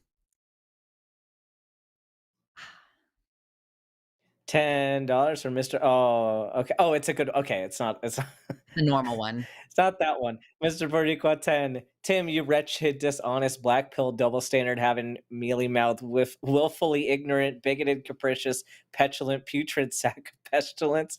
Take the time to actually learn. Hashtag void. Okay. My brain really wanted that to be in the Marcus the Worm AI voice. Like, do you know that? I don't think I do, but I can imagine it doing, yeah, like an AI voice. I have to show you the clips. It's hilarious. It's the guy who's like, "This rock is pissing me off." It's that guy. I don't know Okay. if you've seen it. Yeah, you'll have to Okay, send me after the I need show. to. I'll just send clips. My roommate's Yeah. laughing because Marcus. We are a Marcus household. I'm glad to get in on this inside Yeah. joke later. Yes. Thank you for $5 from Squirrel Knitter. Are you making yarn out of squirrel fur? That seems like it would be very tedious. I think sports should be co-ed and split into level A, B, C, and D. Sure. I don't really know what that would translate to. Like I said, like, of course, the way that I went to do things does complicate things to some degree. If you're taking like people's actual sports performance, like people who get approximately this swimming time should be competing against people who get similar swimming times. But I do think that it's better that way if what we're trying to do is give people a more equal opportunity. But also, it's all about being a freak. Like that's what sports performance is. It's like who is the freakiest of us all. So I don't understand why people get their panties in a twist about this. But thank you for your donation, Squirrel Knitter. I appreciate it. 5 Canadian from Qantas Nachos. I tried to call in, but I got hung up on by the mean robot man. But I had a question. Also, hashtag Team Ben. I need your help convincing Lux to play PWS. What was Power Wash Simulator. Power Wash Sim. Okay. I don't I need was to like, be I'm convinced thinking, I don't to remember. play it. I need to be convinced to spend Yeah. money on it. That's the only thing. But See, people have been like, that's you fair. should game while you stream. And I'm like, what should I do? I'm like, I need it to be low effort enough that I can still brain thoughts words, which is hard to do when you're playing a video game at the same time. So someone recommended Yeah, Power Wash Power Wash Simulator. is a good one for Power Wash is a good one for that. I do a lot of mindless gaming while I stream, but that makes sense. Yeah. Is this one me or you now? I don't know. This one's you, because I just read the last one. Thank you for the 10 Canadian from Quantum Chaos. Says, my kid is Tanner 2 now, but is scared to go on blockers. Am I being a bad dad or ally if I'm nudging, not forcing the child towards them? I just don't want her to regret not doing it later. Hashtag Team Lux. I would say try to help investigate the reason for the lack of interest. Like, and like, kid is in Tanner 2 now. That's probably going to be like 11, 12 years old. I mean, I guess if it's I don't know, actually, if your kid is AFAB or AMAB. Yeah, So yeah, go for it. Oh, yeah. So you can Tanner 2 is when you're officially able to start going on puberty blockers. You can have conversations about it. I think this is something that like maybe is good to have a group, like a family discussion with a medical provider about it, because there's definitely some things to consider. And yes, I think you're right in bringing it up. I think that this should be an option, but definitely let it be an option on the table, and definitely I think have that discussion with a pediatrician there who can answer questions and kind of help with the process. Yeah. Because especially if they don't get a lot of that talk on risks and benefits and stuff, they might not be able to make that decision for themselves. Totally. And I also just want to bring up, like, developmentally, children, especially as they get into teenagers, I don't know how an 11-year-old exactly would be affected by this, but they just actually physically don't have the ability to imagine things beyond like this week. Um, so, like, I would definitely say this is something that we want to involve at least a pediatrician, if not like a child psychologist, um, to just get like Yeah, a all the good, above. strong sense. Yeah, all of the above. Like, let's get a Yeah. multidisciplinary team going and be like, here's why we support you doing this. Here's what the cost benefit analysis is, speaking to an 11-year-old and reducing it down to that level of complexity. Um, but there's also like a couple more years. If you're at Tanner 2 at age 11, there's still a couple more years before it starts to become like imperative for the purposes of like assimilation outcomes.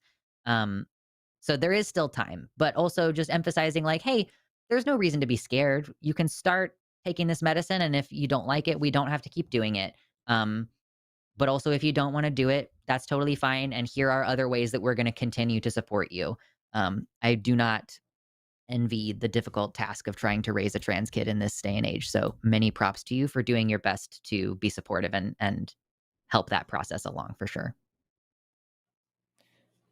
$10 from Sapphic Hazard. The degree to which people are trying to make the OU situation about grades when it's being used to foment a pogrom and Pogrom. harass people is pogrom. I was like, my ADHD is acting up so bad, and I cannot sensory today.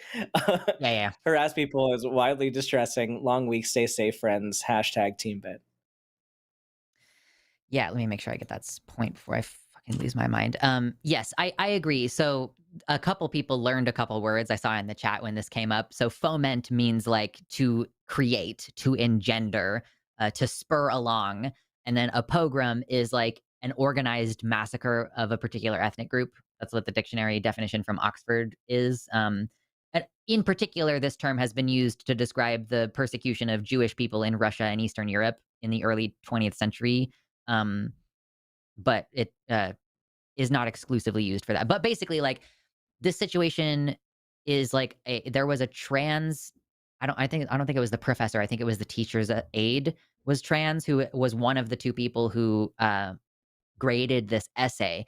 So, and the fact that TA has been placed on leave, like, this is clearly being used to engender increased harassment. And like, we've already seen attacks on teachers in like younger age groups, when people are like, well, I can't believe this teacher on TikTok is telling us that they let the kids pick a pronoun out of a basket every day. Like, it's clear that there is a multifaceted effort to limit trans people's existence in life and to limit our influence, because if we aren't allowed to be around children, then you can brainwash children into hating and disbelieving trans people exist, so yeah, it's pretty fucked up. Actually, it's funny, but it's fucked up. Yeah, huge problem. There we go. It's a new one. Thank you for the £5 from the Fuzzy Logic, who says, Jordan, I'm a blue-collar union rep. Get familiar with the flaws of the CAS review and the Sweden study. Neither country ended up banning pubertal suppression. Familiarize yourself with the stuff that they're going to throw in your face. So if you can't argue against the CAS review, they're going to just disregard a lot of it. But also, it's America, and blue-collar people in America are fucking not that educated on stuff like this. So they might have heard of the CAS review, though. So yeah, be prepared to like go to bat against those things for sure. $5 from Legally Mod. Pregnancy is the worst STD. Hashtag Team Lux. Some people get it on purpose. Isn't that crazy? I don't know if I'd call it the worst, but it's up there. Yeah, I feel like I don't know if I'd call it worse than syphilis HIV. is the worst. But syphilis HIV. can also HIV is be pretty bad. Yeah, untreated syphilis, untreated HIV, both quite negative outcomes. Thank you for the $5 from Green Garbador, who says, after calling in several weeks ago, I'm finally seeing a therapist to talk about gender stuff. Hashtag Team Ben. That's awesome. Very happy for you. Hey, congrats. Thanks You for get the that vote. shit figured out. Yeah. It's I hope you creep back up. They're I feel coming. so bad when it's not I if saw it's the not pity neck and votes. neck. Yeah. It has to be I neck saw and the neck to pity votes create coming in. tension. Right. That's what we go for here. $5 from Shiloh57. For the last call, this should be why we're advocating for socialism. Leftist policies are better for everyone, regardless of marginal status. Yeah, like, I mean, let's get everybody taken care of. That'd be great. Yes. Don't means test. Don't put any arbitrary barriers around it. Let's just help people. Thank you for the $5 from Joshua Everett, who says, it's great to see Lux on screen and not just as a disembodied voice of God. Lux is one of my favorite people to watch on these shows. Hashtag Team Dr. Ben. That's awesome. That's Doing awesome. that thing. Oh, I should put that to 25. I Yeah, wanted you want that 25 back? points. You want 52? No, 52. Okay, all right. Is that all the pity votes? Yeah, for sure. Well, thank you very much for the vote of confidence, Joshua. I appreciate it. $5 from CassieWall7202. I feel bad when I vote for one and not the other, so here you go. Hashtag Team Dr. Ben. See, there we got the pity votes. The pity votes coming in. Evening things out for sure. Thank you to Andrew Taylor, who says, I love this show and both of you. And I got you, Ben. Hashtag Team Ben. There we go. See, now it feels, now we're raising the tension. Okay, Yeah. there we go. If I win on pity votes, I will laugh so hard. 666 Especially from if Jesse you came Chappelle. up with all the prompts today. So it's just you getting to punish me, did. basically. Yeah. 666 from Jesse Chappelle. They, them. Hashtag Team Dr. Ben. Thank you so much for your pity vote. I appreciate Here we it. go. Thank you for $5 from Zoe Violet Bow, who says, Samantha Fulnecky's mom is a lawyer, which blows my mind. My mom was also a lawyer, and she's the reason I became such a great writer and editor. Yeah, okay, yeah. So knowing that she's a lawyer specifically, I guess, defending the January 6th rioters, I guess that's the context. No fucking wonder. Like, you live in Oklahoma. I don't know. There's so many things about that. Yeah. We memeing. We're going to keep memeing. $4.99 from JW Edgy. Was asked if I was my friend's mom. Gender affirming, yes, but she's 25 and I'm 28. Cool that she thought I have a uterus, but goddamn, how old do I look? Dang, I'm sorry. That's kind of funny. Congratulations on you passing, though. Yeah. Thank you for the 10 pounds from Barbara, who says that 900 number comes from a paper submitted to the UN, which was unsolicited and has been debunked. They worked out that if a trans woman got gold, then the 3 cis women below them were robbed of medals. So divide by 3. Oh, okay. So I can't make any hardcore statements, but what I'm understanding Barbara is saying here is that was not 900 medals that transgender women had won, but rather 900 medals that were stolen from cis women that, like, otherwise a cis woman would have won. And so therefore, if you take the number 1 place and knock them back down to, then, like, technically the silver winner was robbed of the gold and the bronze winner was robbed of the silver and the 4th place was robbed of the bronze. So therefore, that's where that number comes from. That's fucking crazy, if true. That's some gymnastics. That is some mental gymnastics to boost their numbers. Like, wow. How do we make trans people seem as bad as humanly possible? Yeah. That's crazy. Oh no, this is the last Canadian one. 5 Canadian from Quantos Nachos. Thanks, friends. We're meeting with her pediatrician next month to discuss options. Just trying to stay one step ahead of the game. Hashtag Team TACIS. Well, thank you. Yeah. And I'm glad you got a direction to go. I hope it works out well for you and your family. And thank you for, I guess, everyone for tying the We score. have a little bit. We have a couple. Listen, let's keep it open until like we have 2 minutes, right? 2 minutes until. So when it's 420, blaze it somewhere. Winner. Pick your winner. We can't have a tie. We got to have a tiebreaker. If nothing else, let's get a hashtag Team Rock Paper Scissors or something in here. We got to do something. Yeah, do something to break the tie. Get in those super chats. Do you have to open eye kiss your pets? I guess I already open eye kiss my pet most of the time. I'm like, his little face. It's when it's a person. I guess you would.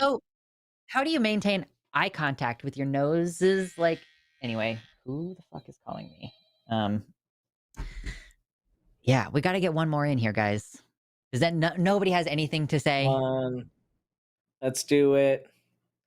Fuzzy Logic Let's says do that it. they're not even sure that it was limited to metals. It might have been places, so that 900 number could also include everybody who would have placed differently. What? Man, you know what's crazy is Oh, we got I a don't pity have to be vote. dishonest.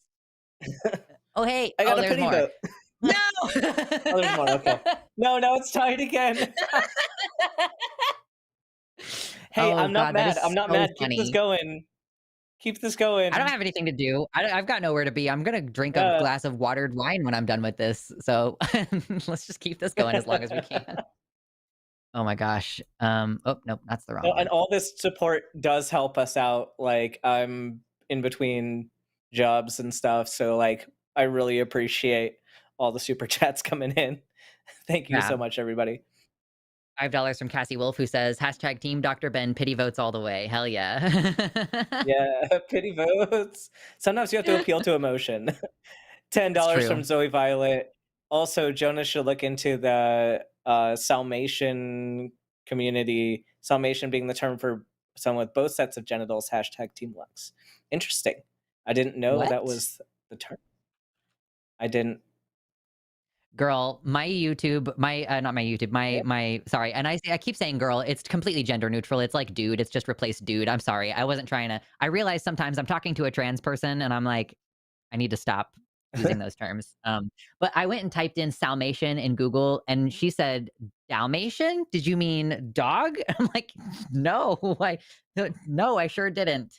Okay, I see. It's spelled with a C or the T. It looks like it's inconsistent, but thank you for giving me a term to look for because if I get bottom surgery, this is the direction that I'm going to be taking things. So, anyway, thank you for the votes. Let's get another one in here. We're getting more super chats coming in. Thank you for $4.99 from Ash Ray, who says, I can't choose. Love you both. Hashtag Team Rock, Paper, Scissors. Okay, we got a hashtag Team Rock, Paper, Scissors. Okay, I'm going to turn around. Okay, ready? All right. 3, 2, 1, shoot. Oh, we tied. Okay, we got to go again. We're scissoring. Stop scissoring me, Lux. I was going to say it too, and I was like, I'm not going to say it. Okay, one more time. Okay, ready? Okay, 3, 2, 1, shoot.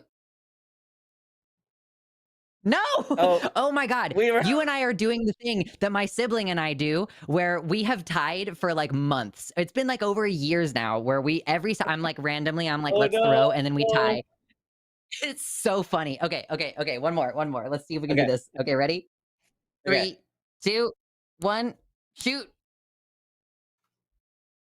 God damn it!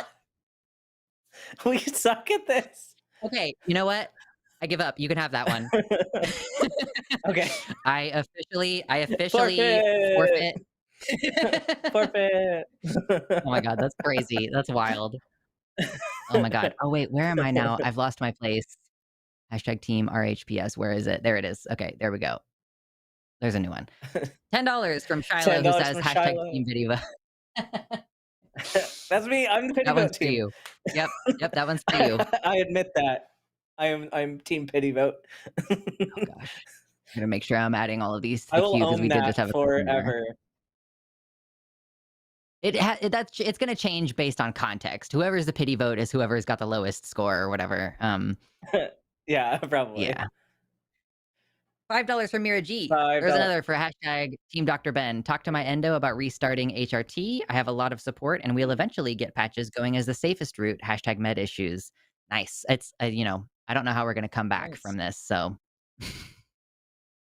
yeah. I'm happy for people getting their HRT figured out. That's always good. Love that. Oh.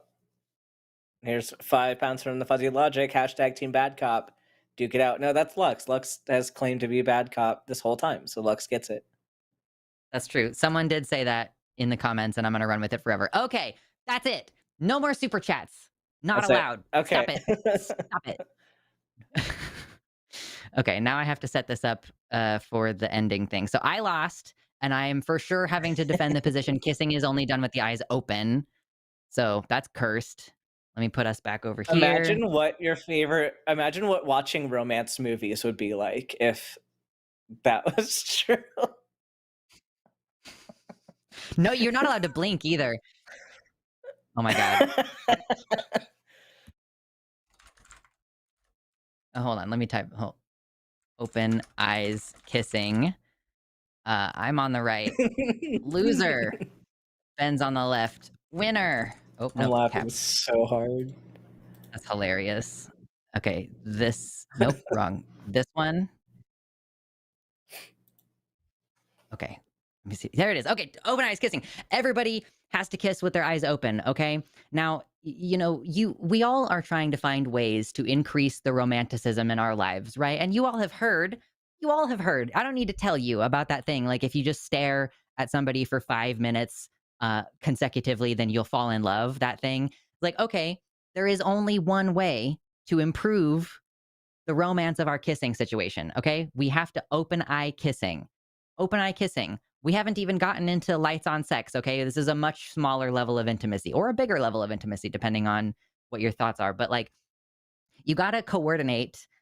There's been a couple times recently where I've tried to like come away from the hug and into the kiss with my partner, and I haven't really been looking, and he just kisses like my chin or my nose or something. So this is one of the benefits of open eye kissing. You can much more easily coordinate the touching of your faces. You can much more easily like not bonk noses, you know? You gotta tilt it just so that your left eye and their right eye, or the other way around. So you gotta really kind of like, you gotta skirt this, you gotta move it all the way over, and then come in and lay it on with the smooch. And like, also, this means the full entire makeout session is eyes open. You are not allowed to blink. You're trying to fall in love with somebody, okay? You're trying to improve and increase intimacy. Therefore, only eyes open. How are you going to know if you really love someone if you don't kiss them with your eyes wide the fuck open? How could you like genuinely, I don't even know how you can be in a long-term relationship with somebody.